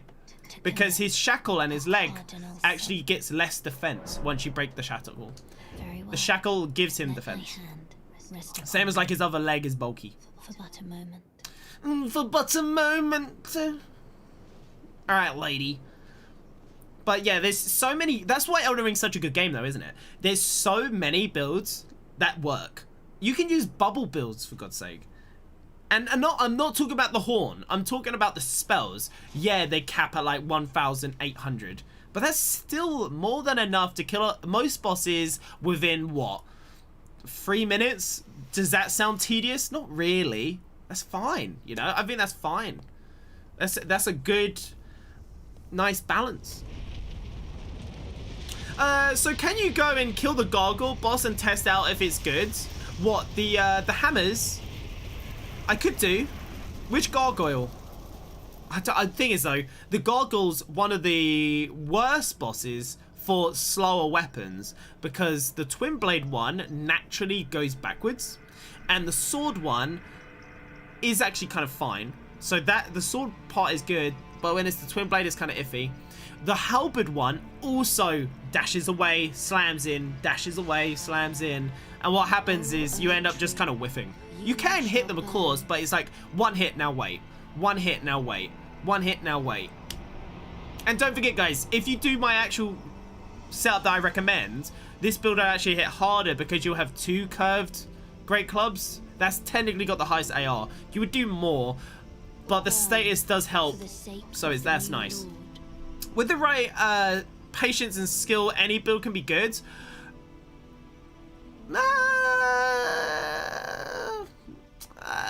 What we test is no, that's a lie, because Rock Blaster can never work. Should have checked out my last live stream. Now it can do good damage, but alone and stuff, I would actually argue that's one of the few cases where it's actually just not good.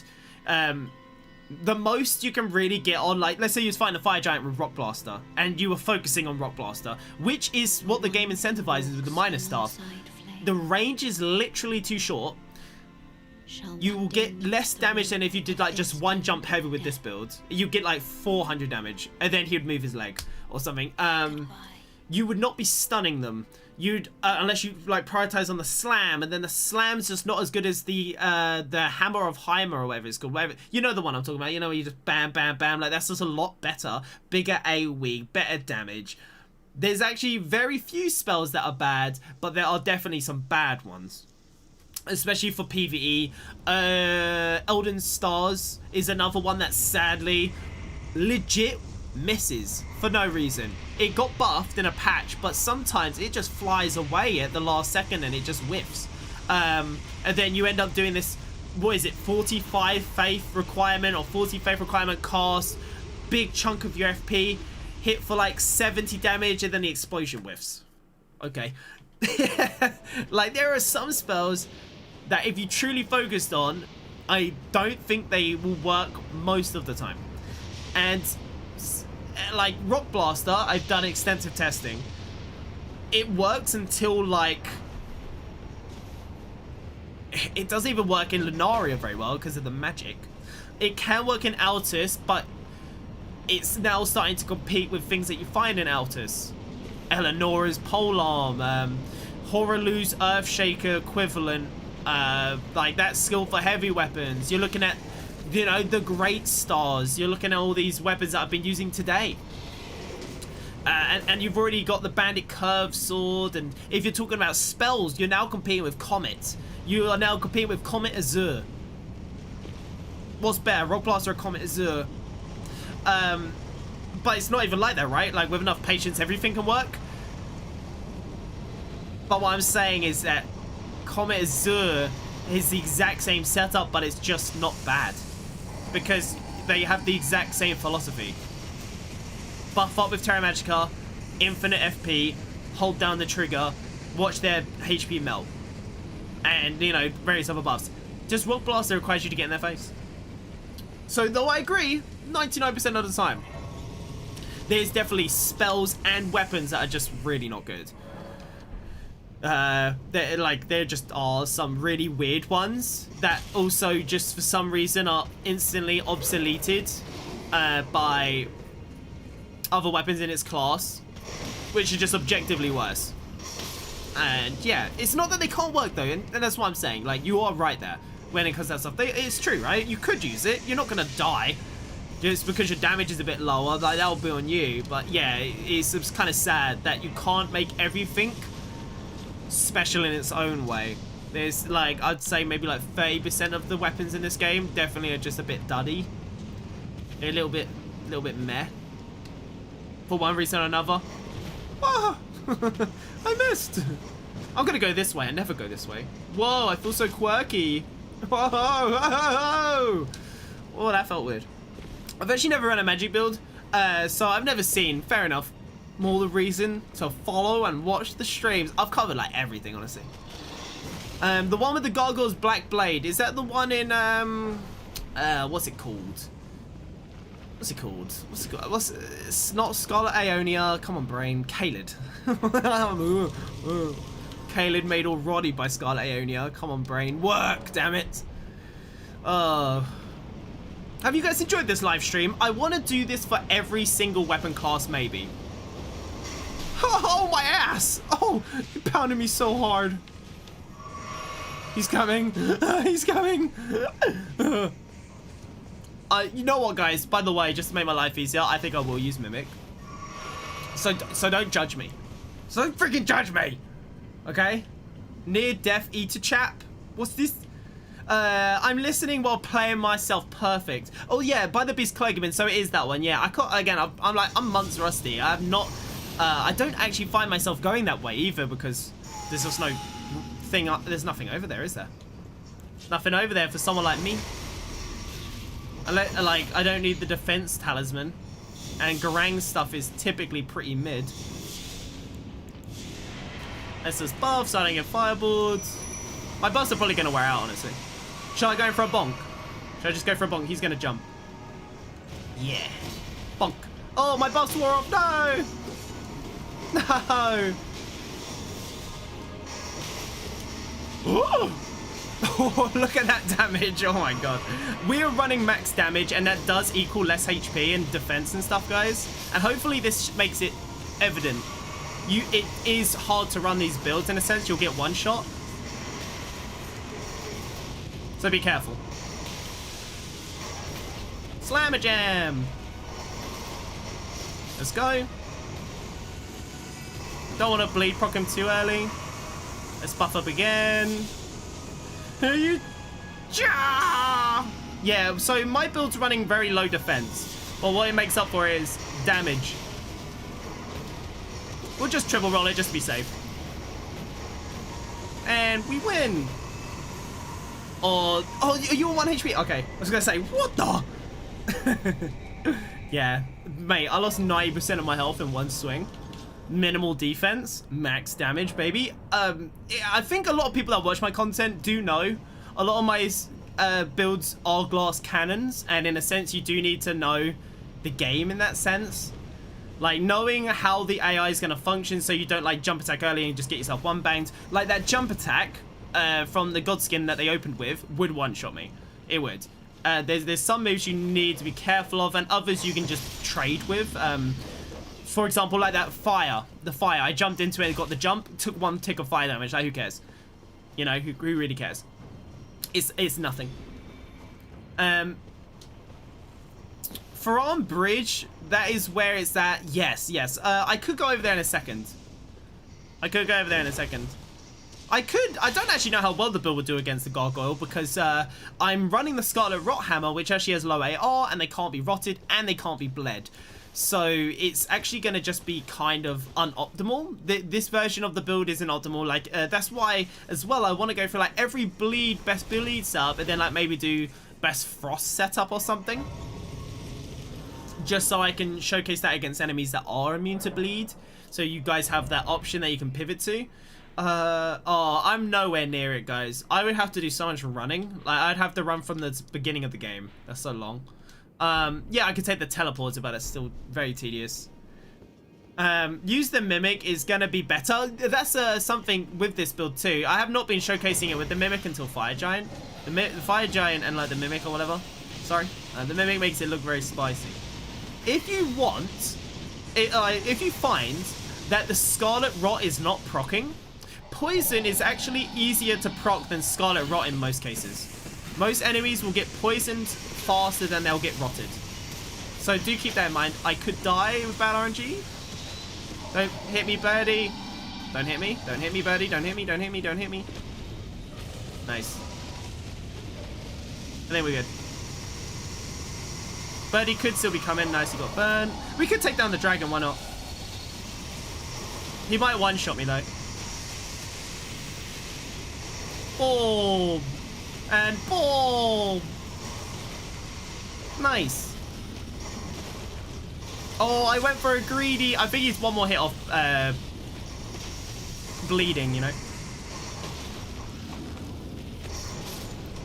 Guess not. These guys have a higher bleed resistance than I remember. Oh yeah, you want that Somber Smithing Stone, Martin. If you are this far in the game, there's one right here. That's what you need. You need this thing. You could even Google a few locations if you want. You need this one. See, my build allows me to use any armor I want. Same here for the most part. I can run any, like, I can run these. Like, I've got the heaviest armor in the game on. This is Bull Goat's heaviest armor. This is one, like, it's literally, yeah, it's fine. But I'm at high level, and that's an important thing to keep in mind. It's the best offensive gear with the best defensive gear. And it's still nearly one-shotty. But yes, I'm not a light load like you. And light load is so good, guys. Light rolling is so powerful. It's honestly like Bloodhound Step, like it used to be after the patches. Yeah, you've got a really nice setup there. I like your setup. Yeah, light roll's great. Love it. I actually recommend light roll over defense for the most part. The only reason why I'm running a bit of bulk for the hammers specifically is due to the fact that the hammers have long recovery frames. And in some scenarios, you will just find yourself locked in a little bit. And it's important to know that you might get bonked. What levels do you have? I'm very high level. I'm 474. This is not cheese, by the way. This is legit. But I never upgraded my endurance over 60. So it's quite normal for heavy builds to run a lot of endurance. You need the endurance to swing the weapons, increasing your damage. You need to increase your weight. But if I went higher, yeah, that would be a bit overkill and a bit unrealistic. I could see people running like 40 vigor, 50 vigor, 60 vigor. 60 endurance, 60 strength. There you go, you're level 180, and maybe like 30 or 40 dex. You're like level 200. That, I think it's quite normal to see people at level 200. That's not crazy. Like, the stats we're actually using are pretty, like, you don't need to be this high level. It's just fluff. Like, most of it's mind and stuff like that, and we're not using mind. I thought we could, like, maybe fight this guy for fun. Should we try it out? Should we try it out? Let's just see. Let's just see. I don't know how much we're going to do to this version. Pretty good damage, honestly. Yeah, pretty good. It survived 1 extra jump attack compared to the last one. Do you think you put Rot on Poison on Fire Giant, it will be enough to make it go to second phase? No. Rot is coded to do like 21% of their total health, and Poison's something like 15%. Regardless of how much it's doing a second, it artificially caps itself. Should we buff now? I guess we could. Yeah. I guess we could buff now. Why not? I'm gonna be really bad against Clergyman, by the way. Like, you know, I said I was gonna be bad against Fire Giant. If you want to know what I'm really gonna be bad against, it's gonna be this guy. I'm gonna be rusty as heck. I'm gonna try bonk him off the rip regardless of what he does, and then we'll just go from there. I'm gonna say I need to refresh that. The hammer's worn off. Nice. Pretty okay. No, I got greedy. Oh! Nice. Make this jump. Ah! What's up, baby? You're looking great today. Ah! What are we doing? Spin to win? Nice. Die, my boy. Die! Die! Eat the bonk build. Guys, this is the highest AR Great Hammer in the game. Use it. It's best. Run it with bleed or anything you want. It's fantastic. There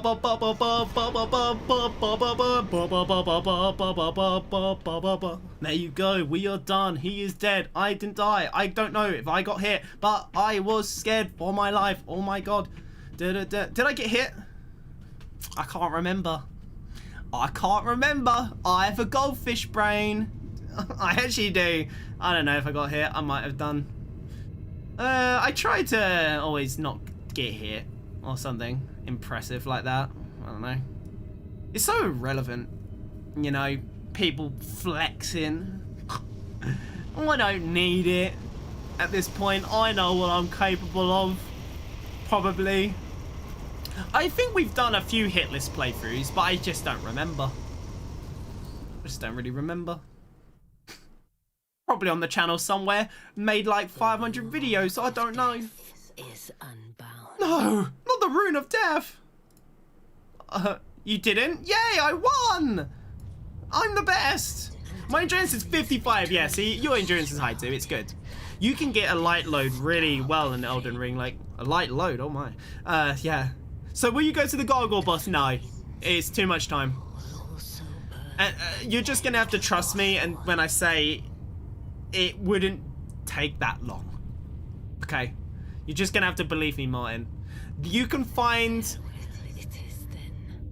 Just scour the 500 videos I've made and just find a gargoyle fight. Go to my shorts, and if you can search for a short, I probably have a short fighting it. I know I have a short where I die. I know I have a short where I die. I can't remember how I died. I remember having one though. It was funny. It was a funny video. Guys, I'm gonna whiz real quick. 1 second.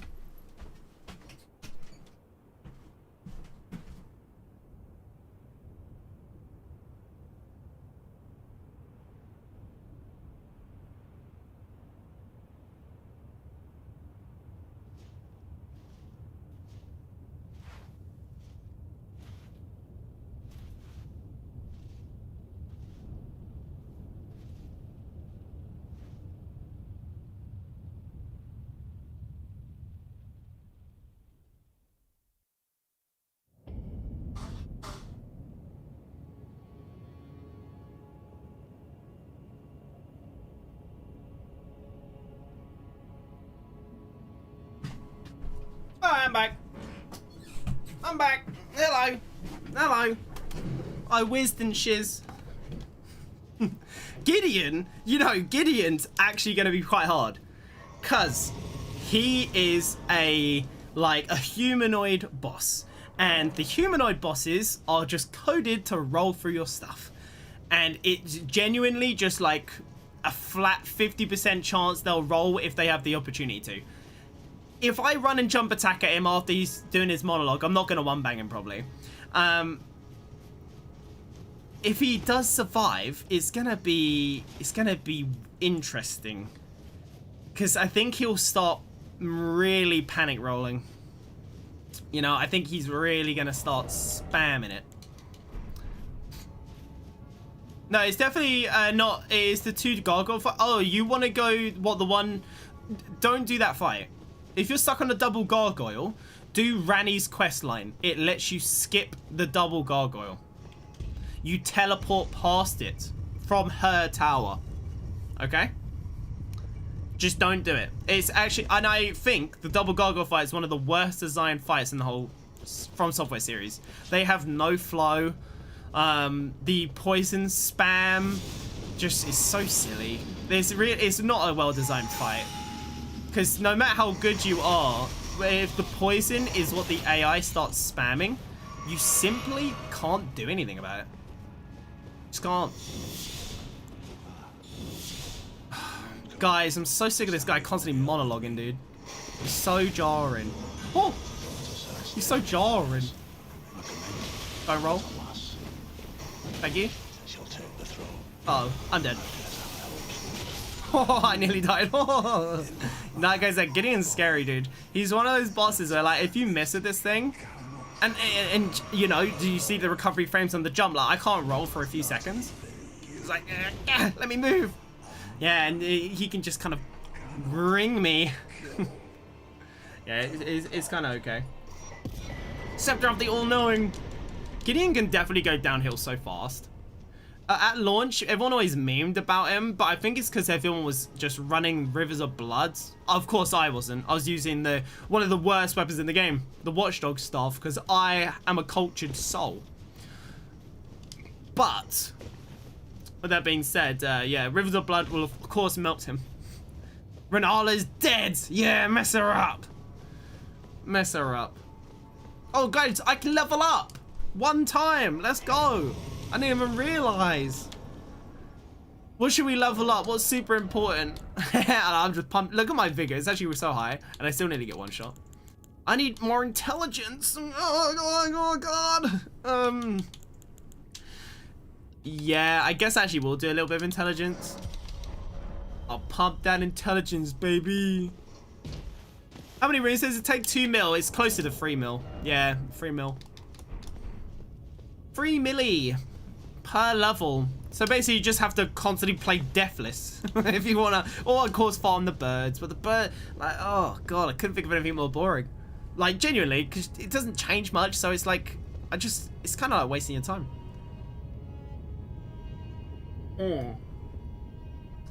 How should I'm thinking how I should open this fight.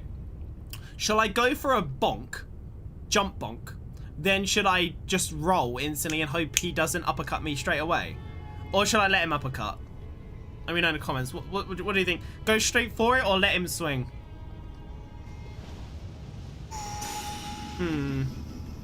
Recoveries on that is so long. Ah!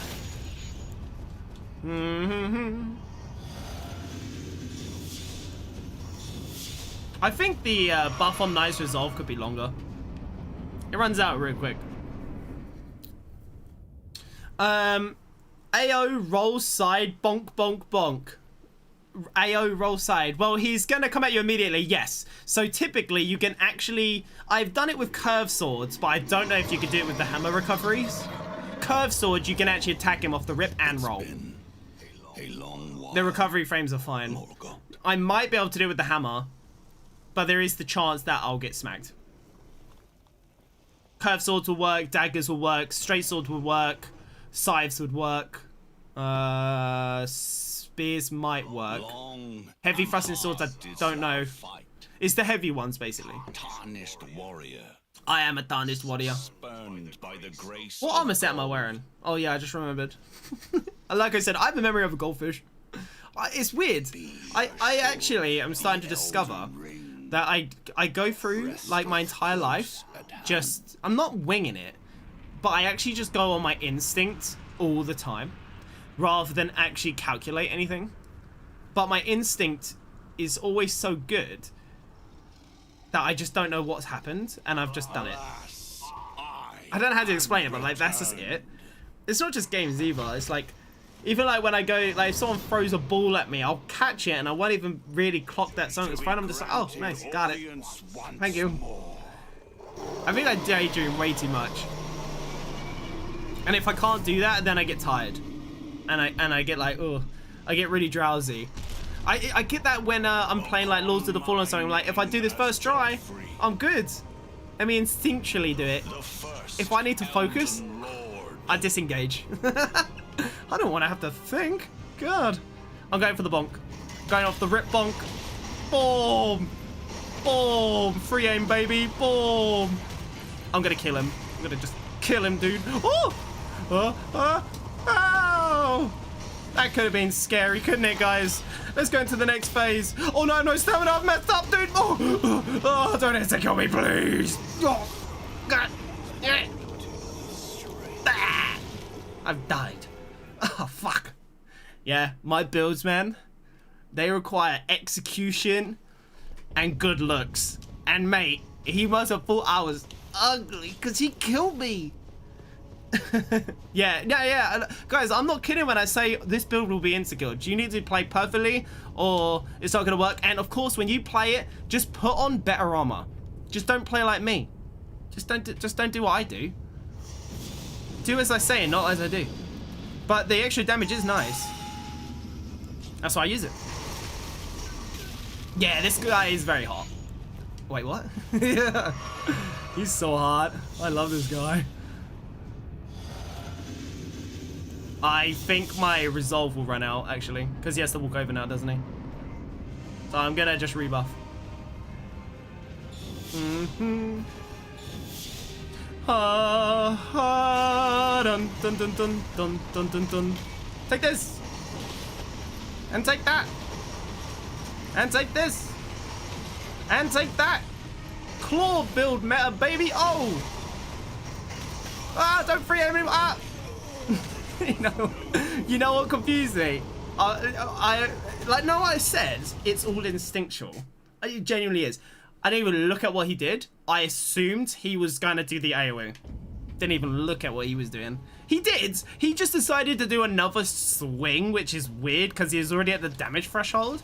So basically, he's a dick. I'm not looking at what he's doing. I'm just letting my brain do it. Like, honestly, I could probably not even be looking at the screen. I'd have the same performance. I won't do that though, because visual checks are nice. Even if I barely pay any attention to them. Hi. Oh, you know what? You just make me so frustrated all the time. Come on, buddy. Come on. Come on. What are we doing? What are we doing? Don't hit me! Don't do it! Don't! Smack me! Please! Don't! I have kids! I mean, they're still in the sack, but... The camera went funny! Whoa! Did you see it, like, going all weird because I was in, like, the camera angle for the... for the riposte? Oh, my God. Oh, my God, he's gonna crush me! Not... Oh, I hit him right in the, you know, on the upper thigh. Okay, moving on. Oh, sorry, guys. Yeah, did you see the camera? It go whoa, whoa, or me. All because it was like doing the riposte camera, but I seen transitioned him on the first, like, love tap to his nuts. It was really weird. Anyway, I don't know what's going on. So, What I do is I wear good armor on the bosses I struggle with, and otherwise I just wear the drip. Fairs. And I totally respect that. Right in the jewels! Right in the crown jewels! Alright, let's buff again. Let's do this last boss. Whoa. Ah!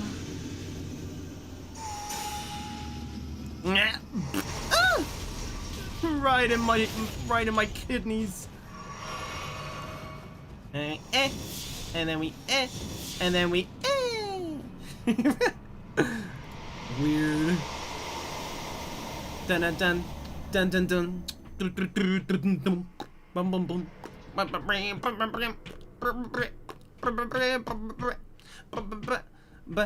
Baby, babby do. I'm gonna fuck you in your okay, I'm gonna leave that there.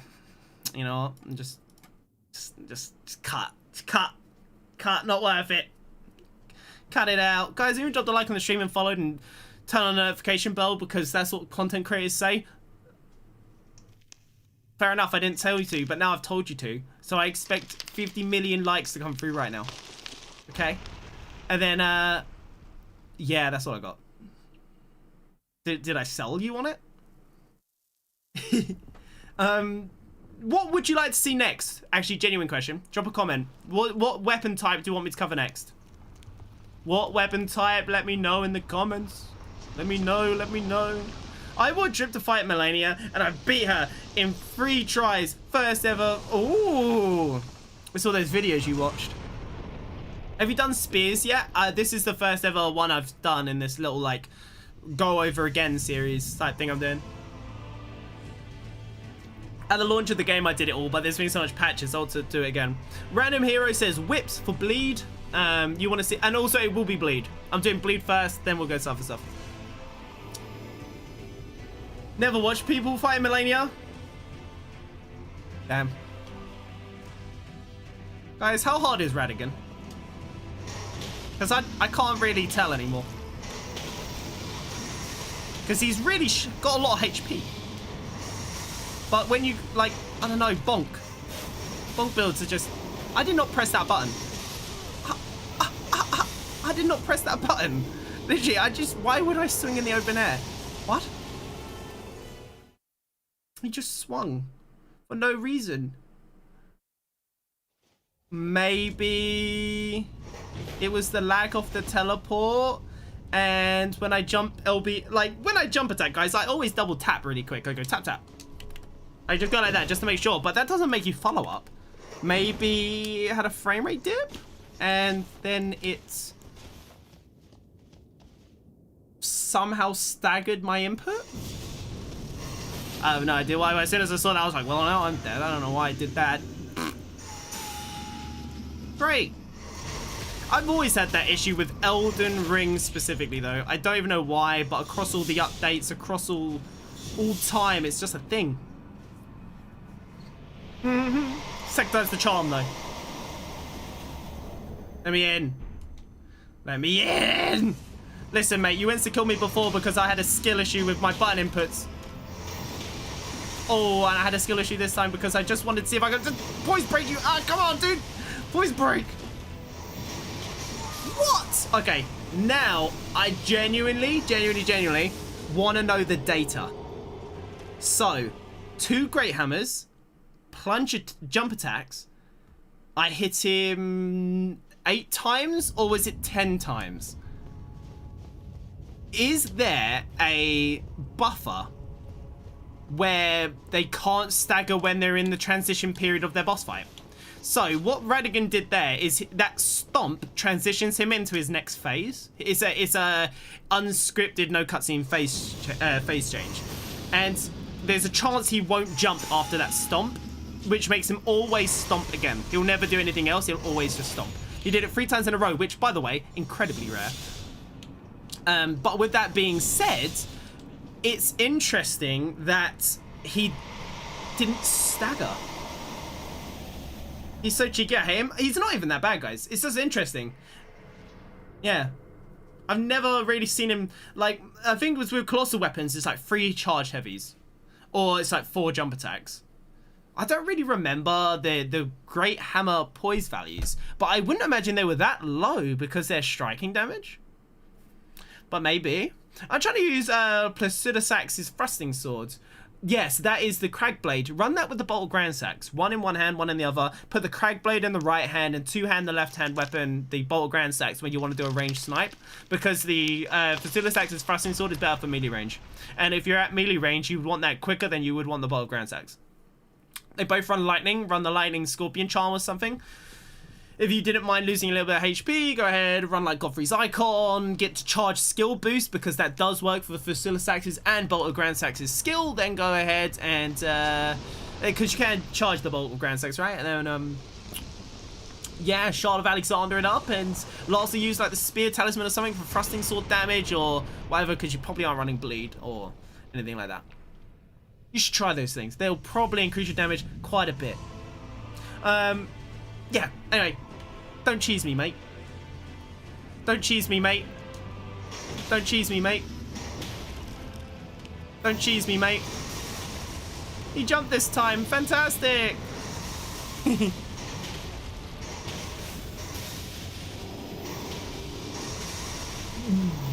Is it because I'm not light rolling and I'm used to that? Weird. That's a lot of swings for a poise break with a hammer. What do you guys think? That's what we were testing before. Huh. That's way more swings than I would have thought. Let me know in the comments. That's a lot of swings, huh? That's a lot of swings. That was 5 jump attacks and like 2 lights.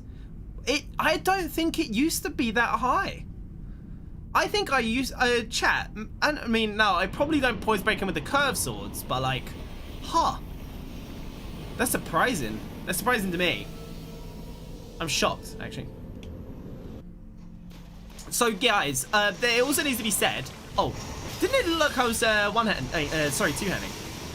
I want you guys to know this as well. This bleed build will never be good against this boss or Radigan. Not as good as like if you had a bleed build with Seppuku instead, because we cannot bleed ourselves and stuff like that. No, I'm just going to summon him Mimic because he's going to take 20 years in the air. I'm going to like use this time to buff myself. Oh, I guess not, because I forgot I had another, I knew that. Na-na-na. Switch your weapon. Yo! Haven't fought Elden Beast in like half a year. How am I doing? Am I doing okay? I don't remember the range on that, actually. Like, not as much as I wish I did. Oh, I really wanted the stagger. That's okay. It'll probably not go for me, right, guys? I rolled! I'm triggered! I hate this move. This is the worst combo to be experiencing right now. Oh, he switched target. Nice. I say, that's awful. Elden Stars plus that move with a crazy good tracking. Not thank you. I was going to have to roll for my life. Yeah. Yeah, so do be aware this is definitely not the strength, and it's definitely why you should have a maybe like a backup status setup or just like raw damage setup for Elden Beast specifically, because he can't be statused. He's immune to Holy basically, and not immune, he's resistant, and so is like Radigan anyway. No, don't I have a take that. Oh my god. Okay, so he has 120 poise. Is that it? He has 120? Damn. How much poise damage does a jump attack with a great hammer then do? Like, dual wielded? Because that's really interesting. Yeah, GG's, guys. Yeah, he tried to run. He was about to do the, he was going to flee and start doing his traditional running technique. Is that, oh look guys, I got nearly 1/3 of a level up from that fight. Or like, you know, just over. Whoa. Yeah, it surprises me. But again, I am really rusty, so I'm not shocked. Probably just like misremembering or Because, yeah, I usually play about quite a bit with colossal weapons. I never great hammers. It's actually why I wanted to start with great hammers, because I'm like, you know what? Let's actually dabble about. I hadn't even farmed the best one. Like, I don't really look at the class. I always just saw it as the class that exists, but then you've got colossal weapons just right here. It's a little bit heavier. The bonk damage can be more on colossal weapons because the AR is higher. But yeah, so you guys want to see whips, but you also want to see spears. I could show you the best for both. Okay. I think I farmed every spear in this game. I'll check off stream. Next stream we might have to farm some stuff. We even farmed the best hammer on stream, and this stream lasted 2 hours, so that's kind of good. I think a 2-hour session, full playthrough is good. Some of you may request I go fight Melania, but I genuinely don't want to get burnt out of Elden Ring. I took a break for a reason. The run to Melania, like genuinely, DLC drops, let me teleport from like somewhere else in the map straight to the Haligtree. Running across the concentrated snowfields, getting both medallions, going all the way to Castle, you know, whatever it's called. What's it called? Whatever. I find that really long. And Commander Neil and Commander Niall, both like the exact same person, really. Like, I don't find them very hard, so it just ends up being a lot of running. Running across the entire snowfield. Running to Stormvale Castle. Wait, isn't Stormvale Castle? Castle, whatever it's called. A lot of running. There's nothing really in the Haligtree. Loretta is just fine. You know? So yeah, if you wonder why I won't go further, that's why. It's the same reason why I don't really want to go fight the Gargoyle, even though I know Martin wants to see it. I'm like, oh, it's just too much running. I get really burnt out with the running. I like to do stuff on the way, of course, like maybe smack some things, but yeah, if it's more than like 3-4 minutes, I'm like, nah, it's too much. Too much. Admittedly, the Gargoyle might not be 3 or 4 minutes. But how many times have I walked across Limgrave? Yeah, there you go. So we're on New Game Plus 113. That's where we're at, or like that will be the next one. I would say overall, I actually really like Great Hammers. They perform very well. Lots of one-shot potential with Great Hammers. Not even Colossal Weapons. They got better recovery frames than Colossal Weapons. The weight is significantly less, half the weight. So that is a big benefit, guys. If I cover whips, be aware there's literally only really one whip you ever want to use, but like 2 whips would bleed at most. At most. I don't ever have them on me. But it will basically be a stream where I run 2 weapons because there's only 2 worth using. Because whips, sadly, are one of the nichest class of weapon. It is the... Oh, look, I'd have to farm it too. Actually, no, I guess I need the Haslo whip. Like, this is what I mean with my main account. Where is all my stuff? Where's my blood whip? If someone came on and robbed me. We farmed this. I remember farming it. I must have farmed it on a different account. Which is very frustrating. Because I should have everything, but I just don't on this account. Basically, the Hoslo whip should be here. And whatnot. Can I get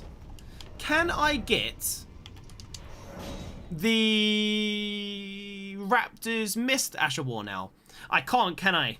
The Thorn Whip from the prelates, that's actually worse AR. I remember testing it. I don't know if they buffed it in a patch. But no, it's worse. It's actually just worse damage, and they do the same bleed build-up. They're the same moveset. Maybe the range is different. But I highly doubt it, because they all seem to have the same like model.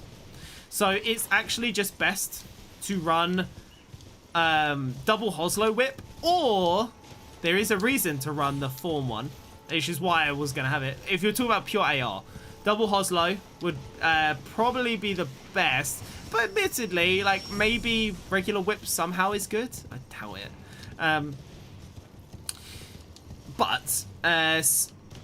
Yeah, how did I explain it? But, the Form Whip can be infused with poison, so similar to, like, these two. They don't have the best AR, but they can have a double status. So they would be worth pointing that out. I can drop your Hoslo Whip if you don't want to farm it. Hoslo Whip does not need farming. It's the Blood Whip that needs farming. I just 4-shot Lindell Twin Sentinels. What's the Twin Sentinels? Twin Sentinels? Yeah, so the items here. I know it's not gonna be here. I know it's not gonna be a thing. Cause you have to do the quest line with the guy. That's really annoying, because it's really hard, guys, to get good views if I do side content. And I know that sounds really dumb, but it is kind of a thing. Like, I want to start next stream with the whips doing this quest line, but it's just lots of running around. And that means bad views. It's just that simple. And it's unfortunate. My first stream back, I actually was just like, fuck it, I'm just going to grab some stuff. Yeah, I know the sign's not here. I think we'll just end it here. Yeah. But yeah, actually, yeah. Do you have a Hoslo whip or do you have the Thorn whip? I could take a Hoslo whip. Actually, yeah. Could you come drop your sign? Drop it. Why do I have a marker here? I guess it was to remember that the crab spawns there. Yeah, come and put your sign down. Random. This is a high PvP zone. Let's go. Would you? I don't know. Just have you? Which grace do you have? Do you have like the outer wall? Maybe capital rampart? You can put your sign down if you beat the zone, right? Yeah, come put it like over here. Well, we could do spears too if you need to. Yeah, I don't mind doing spears. Guys, if you want a quick little sneak peek, blood spike spear, top tier, and then it's just the best AR. Spike spear though, the best. So fucking good. It needs to be farmed though. Oh, thank you so much. Yeah. Could I have them, hero? That'd be really ideal. The password is on, Twiglets. Put your sign here, bro. You might need to do your red sign or your... Do your yellow, though. Oh, whatever. I don't really care. I've heard the tree spear is really good, too. I'd have to check the AR. I've never thought it had that good a damage to justify farming it. That's the one you get in the capital, isn't it, from the tree men? I've heard it's just... Well, not heard. I've felt that it's mid. It's like, okay, it's not worth the farming, but maybe it does have more AR. And if it does have more AR, I'll let you know tomorrow. I'll do something. I'll stat check. Because it's all good looking it up, but sometimes the stats are not accurate. Like, the ones on the wiki for the large club is wrong. It's wrong. At max stats, or like my stats right now, it does not scale properly. Is your sign down, Mr. Hero? I can see if I have extras as well. Which ones will you need? I think that... Let me just Google the Elden Ring whips, guys. Because, yeah, I can actually play on PC and do this, but I don't like playing on my PC for my streams because I use that for, like, cameras and stuff, for getting screenshots and stuff. Sign is down. As it's not here, do your red sign. It's because I beat the boss, I think. Okay, yes. Oh, look, there is actually a difference. So the Giant's Whip is the biggest, then the regular whip, then the Thorn's Whip, then the Arumi, then the Petal Whip, then the Magma Whip. Interesting. Yeah. That's interesting. So the Magma Whip, I actually knew the Magma Whip was the shortest. I just didn't think the rest were very different. The Thorn's Whip, Giant Whip, Arumi, and stuff are all the same size, but the Petal Whip is the shortest. The Petal Whip is Hoslo's Whip. And if we're talking about AR, yeah, I was right. Hoslo's is the best for AR. Just at a glance. I'll look into it deeper and test it myself. But yeah, it looks like the Hoslo Whip is the best. So yeah, if I could have the Hoslo. What are you playing on? Xbox. Wait, random's good. Guys, if you haven't dropped a like on the stream, please do, by the way. And sorry for the... Are you on Xbox, Hero? Red sign is down. It should appear. My multiplayer is on. So no, I'm not crazy. Have you got the password on? Hero. Twiglets. Capital T with an S. Hello, baby. Howdy, howdy, howdy. Let me take a gander here. Alright, you take a gander. Yeah, again, hopefully you guys really did enjoy this stream. I can always talk about, like, the more data with you if you're wondering why something's better or worse than something else. For the most part, it's all in my brain. Yeah, it's weird. Like, that's another one of those sense things. Like I'm saying with boss fights, I don't really pay attention because it's all just instinctual. Like, and it's instinctual because I've done it enough that I just kind of know without looking.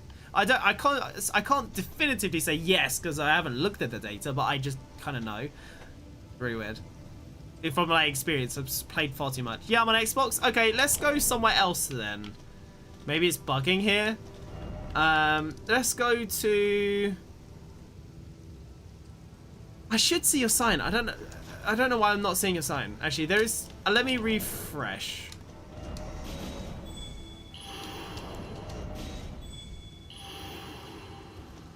I don't think there's a reason why. Okay, let's try. Let's go to. Can you go to beside the Great Bridge? Because it should let you put your sign down because I have Dragon Lord Facilisax there. That makes sense, right? Sorry, yeah, I messed up with the password. Oh shit. Alright, no worries. Can you come here or not?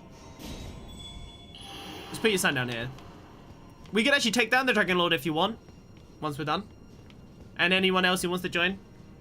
I can give you it. It's very upgraded. It's fine. Yeah, or very unupgraded. I don't care, William. I got... Look at all the... I have so many runes. I just bought everything. I just buy a shit ton of everything. What are you playing on? But I did answer that. Didn't I? Xbox? Did I answer that, Cassie? I think I did. If you want to come put your sign down, come put it down. We'll play together. Really quick, guys. We'll go take on a boss. Multiplayer is active. Passwords on the screen. But yeah, Hoslow Whip, Thorned Whip would be nice. I'm starting to... Rand, Hero, when you put in the password, did you hit, like, confirm? Remember, like, you select it, you type it in, you hit start, yeah? And it's this one you need to do, the top one. On PS5, sadly enough. Oh, that's poo-poo. Poo-poo that I don't have crossplay. It is actually really jarring. 2024 now, whatever. No, yeah, you haven't been the Fire Giant? Okay. Let's go back to the Fire Giant. Fill the Forge. Are you at Fill the Forge? Go to the Fill the Forge. Put your sign down. Let me see your sign at the foot of the forge.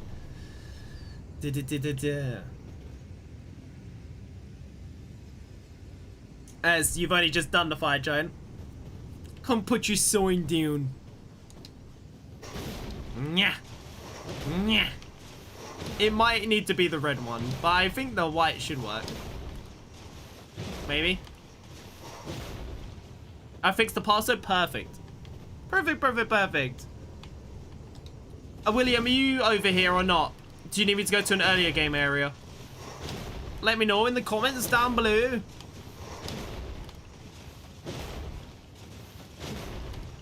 Boom. Boom, boom. Multiplayer is being a tool? A what? Gold sign is down. I think it has to be the red. It's because I beat the boss and this game's annoying like that.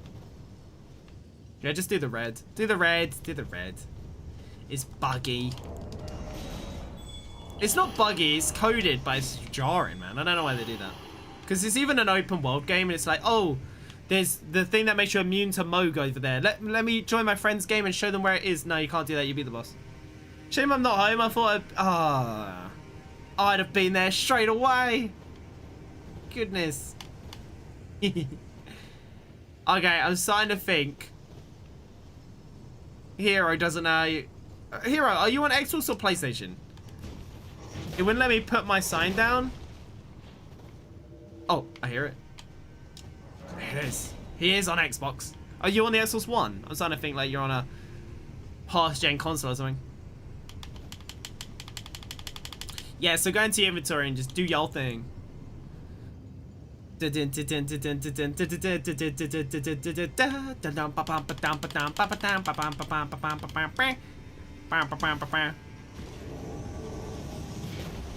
Hello, you're running my bleed build. Yeah, drop me my whips. Do you want to fight or do you just want to go home? Or you can kill me. Actually, if you kill me, you'll get so many runes. Do you want runes? Because I'm a high level, I think. That's how, I think you get like a percentage of my runes or something. So you can kill me if you need runes. Do you need runes? You can have them. So I think it's based on like 10% of your total level or something. But then they might have nerfed it at launch. Because I remember people griefing other people by having lots of runes. Thank you for the Hoslow Whip. And then, yes, the Thorned Whip. Thank you. You can kill me if you want, or we can duel, or you can just go home. It's up to you. What do you want to do? What do you want to do? What do you want to do when it comes by? Ooh. You'd probably kill me with one jump attack if you really wanted. And we just double that. We look the same. Yeah, you see a lot of people wearing this armor, guys, because the chest piece boosts jump attack damage and the helmet it boosts the bleed damage, though. Draconic Tree Sentinels, slay 'em. Na na na, da da da, ba ba bum, bum bum. Heroes typing aggressively, probably. Nah, it's alright. I'm like level 3 Fae.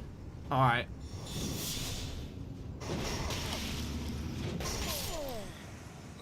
All good. So let's go upgrade this. Oh, I've got a finger remedy. It pays for itself. Let me get. Thank you, good friend. The combat music started playing after you had died and loaded out. Nice.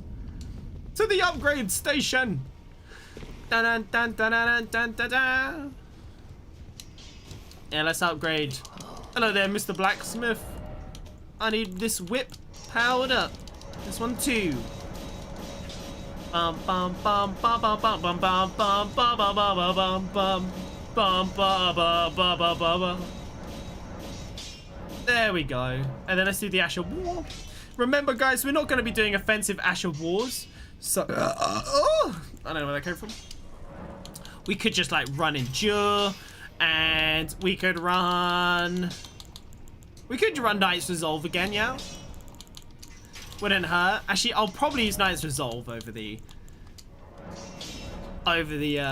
yeah. Do the double Knight Resolve setup. So yeah, we got it ready for tomorrow. I think these are going to be the only 2 whips we need. It's going to be a whole stream of just being everyone up with whips. So yeah, brace yourselves for that. Your choice, chat. That was your choice. I'll see you all probably tomorrow. Okay, I just Stance broke Draconic Tree Sentinel with Blasphemous Blade is very good for that. That's what I was saying earlier. It's one of the best things for the stance breaks. But if it's like an enemy that can fall over, it'll actually fall over and not stance break. And then instead they'll just, yeah, you won't be able to get any counter damage or crit damage on that. But yeah, guys, I'm gonna start the next playthrough right now. Let's start the next playthrough right now. And actually. Gamers, can we do the quest line for the Raptor's Mist before fighting any rune bosses? We can, can't we? Can't we? Yeah? It's not like linked to fighting Margit or something, right? You go talk to the guy with the Nagakiba, you kill the dragon, he gives you something. Then he moves to the bridge, right? In Lunaria. And then you can help him with that invader. Have I got that right? I think I got that right, right? Right?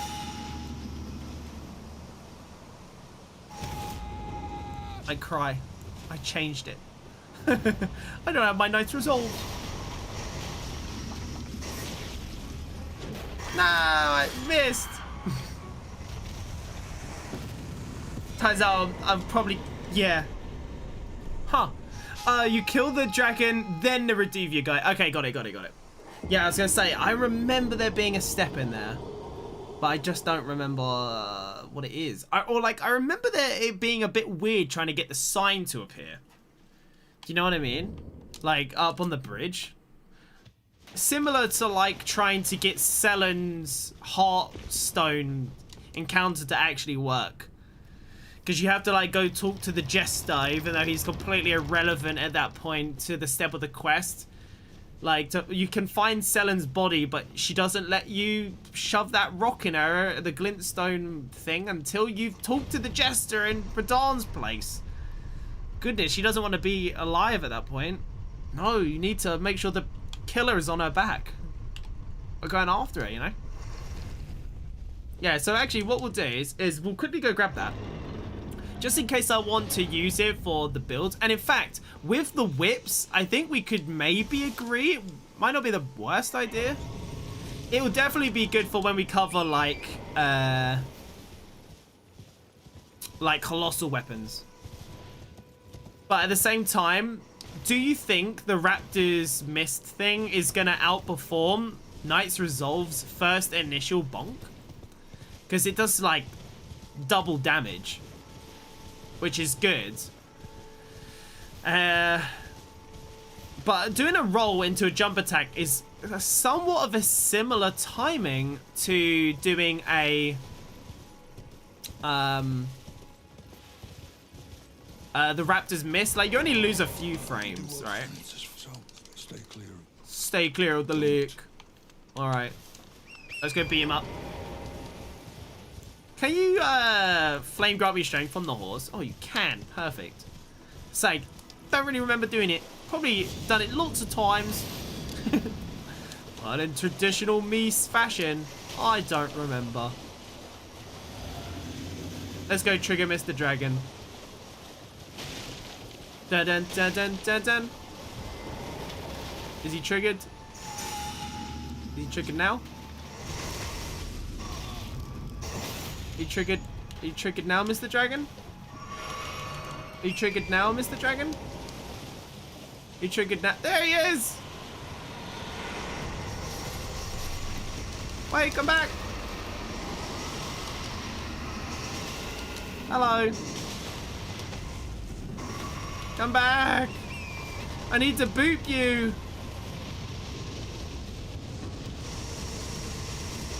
Yeah! Alright, then we go talk to him again, right? And that progresses the quest. The guild's all done. Yes. So now, do we talk to him again and then do Reduvia Man? I'm gonna do that just to be sure. He gives you, does he give you the Nakakiba or does he give you something else? Is it even called the Nakakiba? I don't remember. Same as I say water flow dance all the time when it's waterfowl dance. I don't know. You should find your secret. You must know their hunger until the flow. Amazing. It's no surprise. I think I'm gonna quickly reset this grace just to make sure if there's any like progression required, that's done. But also to talk to Melina and get that cutscene out the way. Yeah, I know if you kill him, you get it. Does he ever give it to you naturally? Oh. I thought Melina was meant to spawn at that one. I guess it's the one down there. Huh.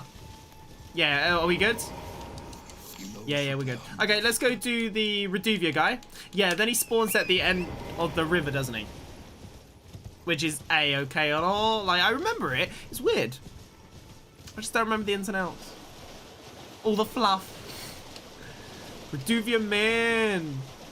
Krabby, I love you. Yeah, the crabs are cute. I wonder what the, like, what even are these things meant to be? Are they meant to be, like, aquatic creatures? I only say that because they do have, like, poison in them, and...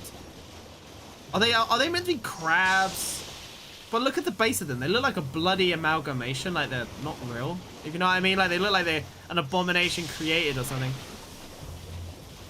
Like, it's easy to just say, oh, yeah, they're like water, they're a water being. But did you see that base? They don't even have a face. The crabs have faces and stuff. They're animals.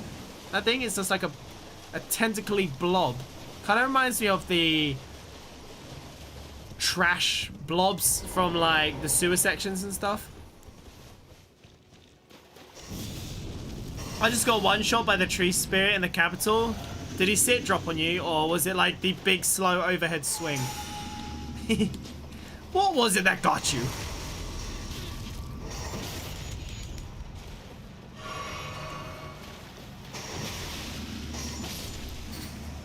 Ah, my face! Poor guy. He lived his best life. That's why as well, like, look at that scenario there. If I had Knight's Resolve, he would have died. If I don't have Knight's Resolve, then I run Raptor's Mist. He lives. So is it better to run Knight's Resolve? There you go. Now, be on your way if fates permit it. Now we're going to go all the way to the other side of the map. Kind of. We aren't going to fight any major bosses because I need it to showcase tomorrow. But what we will do is actually, yeah, I was gonna say I could quickly show you me killing this guy, but admittedly, anyone think the tree sentinels are really like, he's a really good early game test, but if I'm going to damage test on him, there's a few things he can do that just ruin the like flow, I guess. Like, you know when he just randomly runs around in a circle? I hate that shit. I'm like, oh, guy. Oh, dude. And then halfway through that, he'll do that shield bash. Doesn't do much damage, but it just knocks you over. I'm like, okay, thank you. You've just... Now all my buffs have worn off. Thank you for running around the room. How am I meant to show everyone the damage when all you'll do is run? Knight Cavalry does it worse, I think, though. Knight Cavalry, man. You could do your buffs, even if it's like something that lasts like 80 seconds, you'll only get like 4 swings, I swear down. Have they served you? Then he boogers off. Thank you for the follow, Mr. Perkalicious. Appreciate you. We've had like 2 or 3 follows today, which is really awesome, actually, on the Twitch side. Because I've been streaming Elden Ring for a little bit, covering builds, but I didn't do best bleed builds, you know, those keywords that everyone seems to love. So I was like, oh, it's a little bit sad that I do like something niche, but nobody really joins for that. It has to be, so I guess it's got to be really broad or something people understand. Yeah, so like we were doing a miner build recently, focused around like the miner equipment. We've done a Dragonkin build. Admittedly, I haven't finished the Dragonkin build, but I don't think I will at this point, because it's just not as good for the channel, which is unfortunate. But it's across all platforms, so it's not just like a Twitch thing. Every new character I make, I kill the tree sentinel at level 1 just because he gave me so much trouble when I first started. It is just... You're just very, very angry. Oh, guys, I was going to keep running, but let me actually get this grace, so tomorrow when I go live. Or you can just start at Margit again. Most of my streams do start at Margit, because he's just a great person to just show damage numbers on. Use the shackle, he can't move. I get to just be like, check out the damage you could do. And here's how you do it. And then, you know, I just spend like the first 2 minutes of the stream explaining how to do the damage, and then the rest of the stream is showcasing the damage in different scenarios, you know. I do my own builds. I have no need for stats since my stats are maxed. Ah, you farmed. Yeah, nice. That's why you should use this build though. This assumes you have like high stats or max stats. If you want the best Great Hammer build, this would be the one. I've already gone through it quite extensively though, so it's not the most convenient thing, but honestly, just going and watching the first minute of this VOD when it's over, you'll get like the whole build. That's how most of my builds work, guys. If you're ever like curious, when you hop in, just go back to the beginning. And if you're watching the YouTube side, just rewind the stream. You know, it's a lot to go over, and it took me like, you know, 2-3 minutes.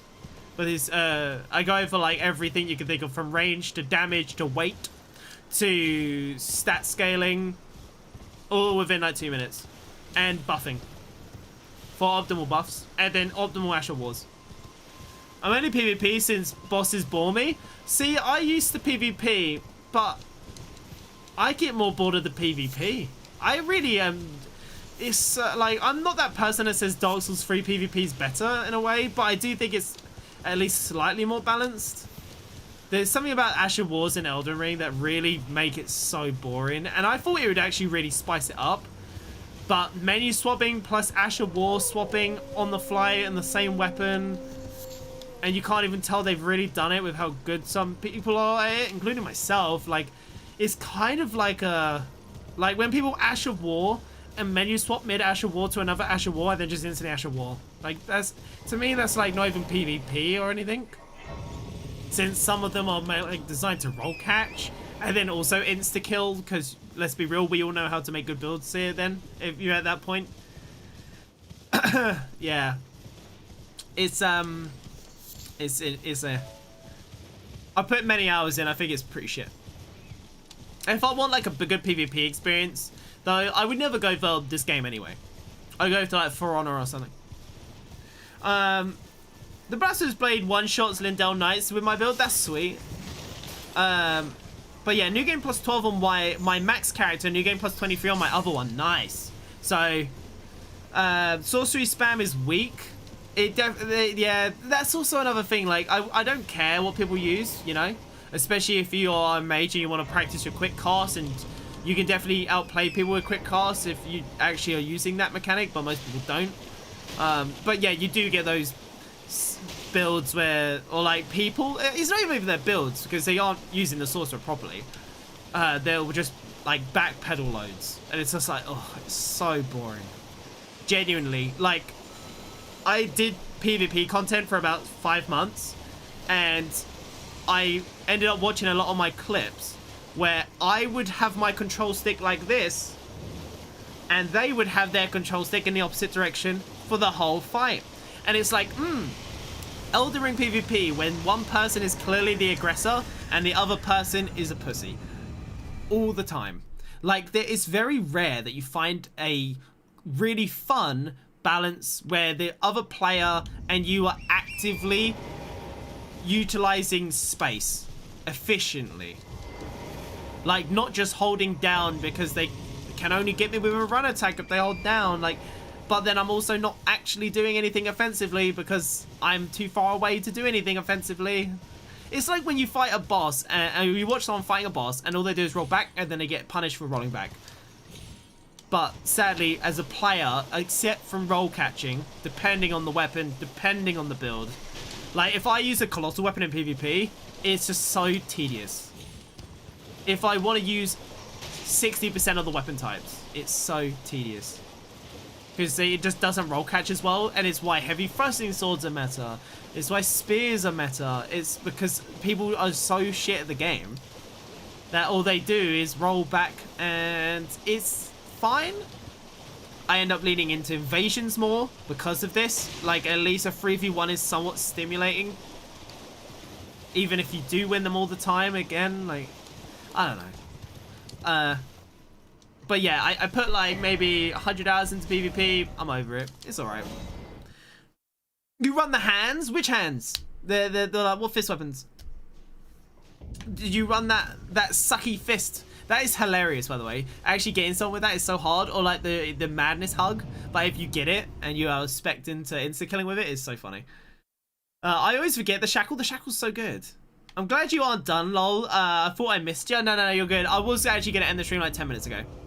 But I decided I was going to quickly grab some stuff for my builds. Because I'm on New Game Plus like 114 or something. And I still haven't grabbed the basic Asher Wars on this account. I grabbed them all on my other like 200-hour account. But I didn't grab them on this account. And I haven't farmed hopped or weapons on this build, which is annoying. Like on this account. I have too many accounts. I can't remember which ones I have and haven't farmed. Now, I was close to distance to not let him get a chance to heal. I didn't even mention healing. I'm gonna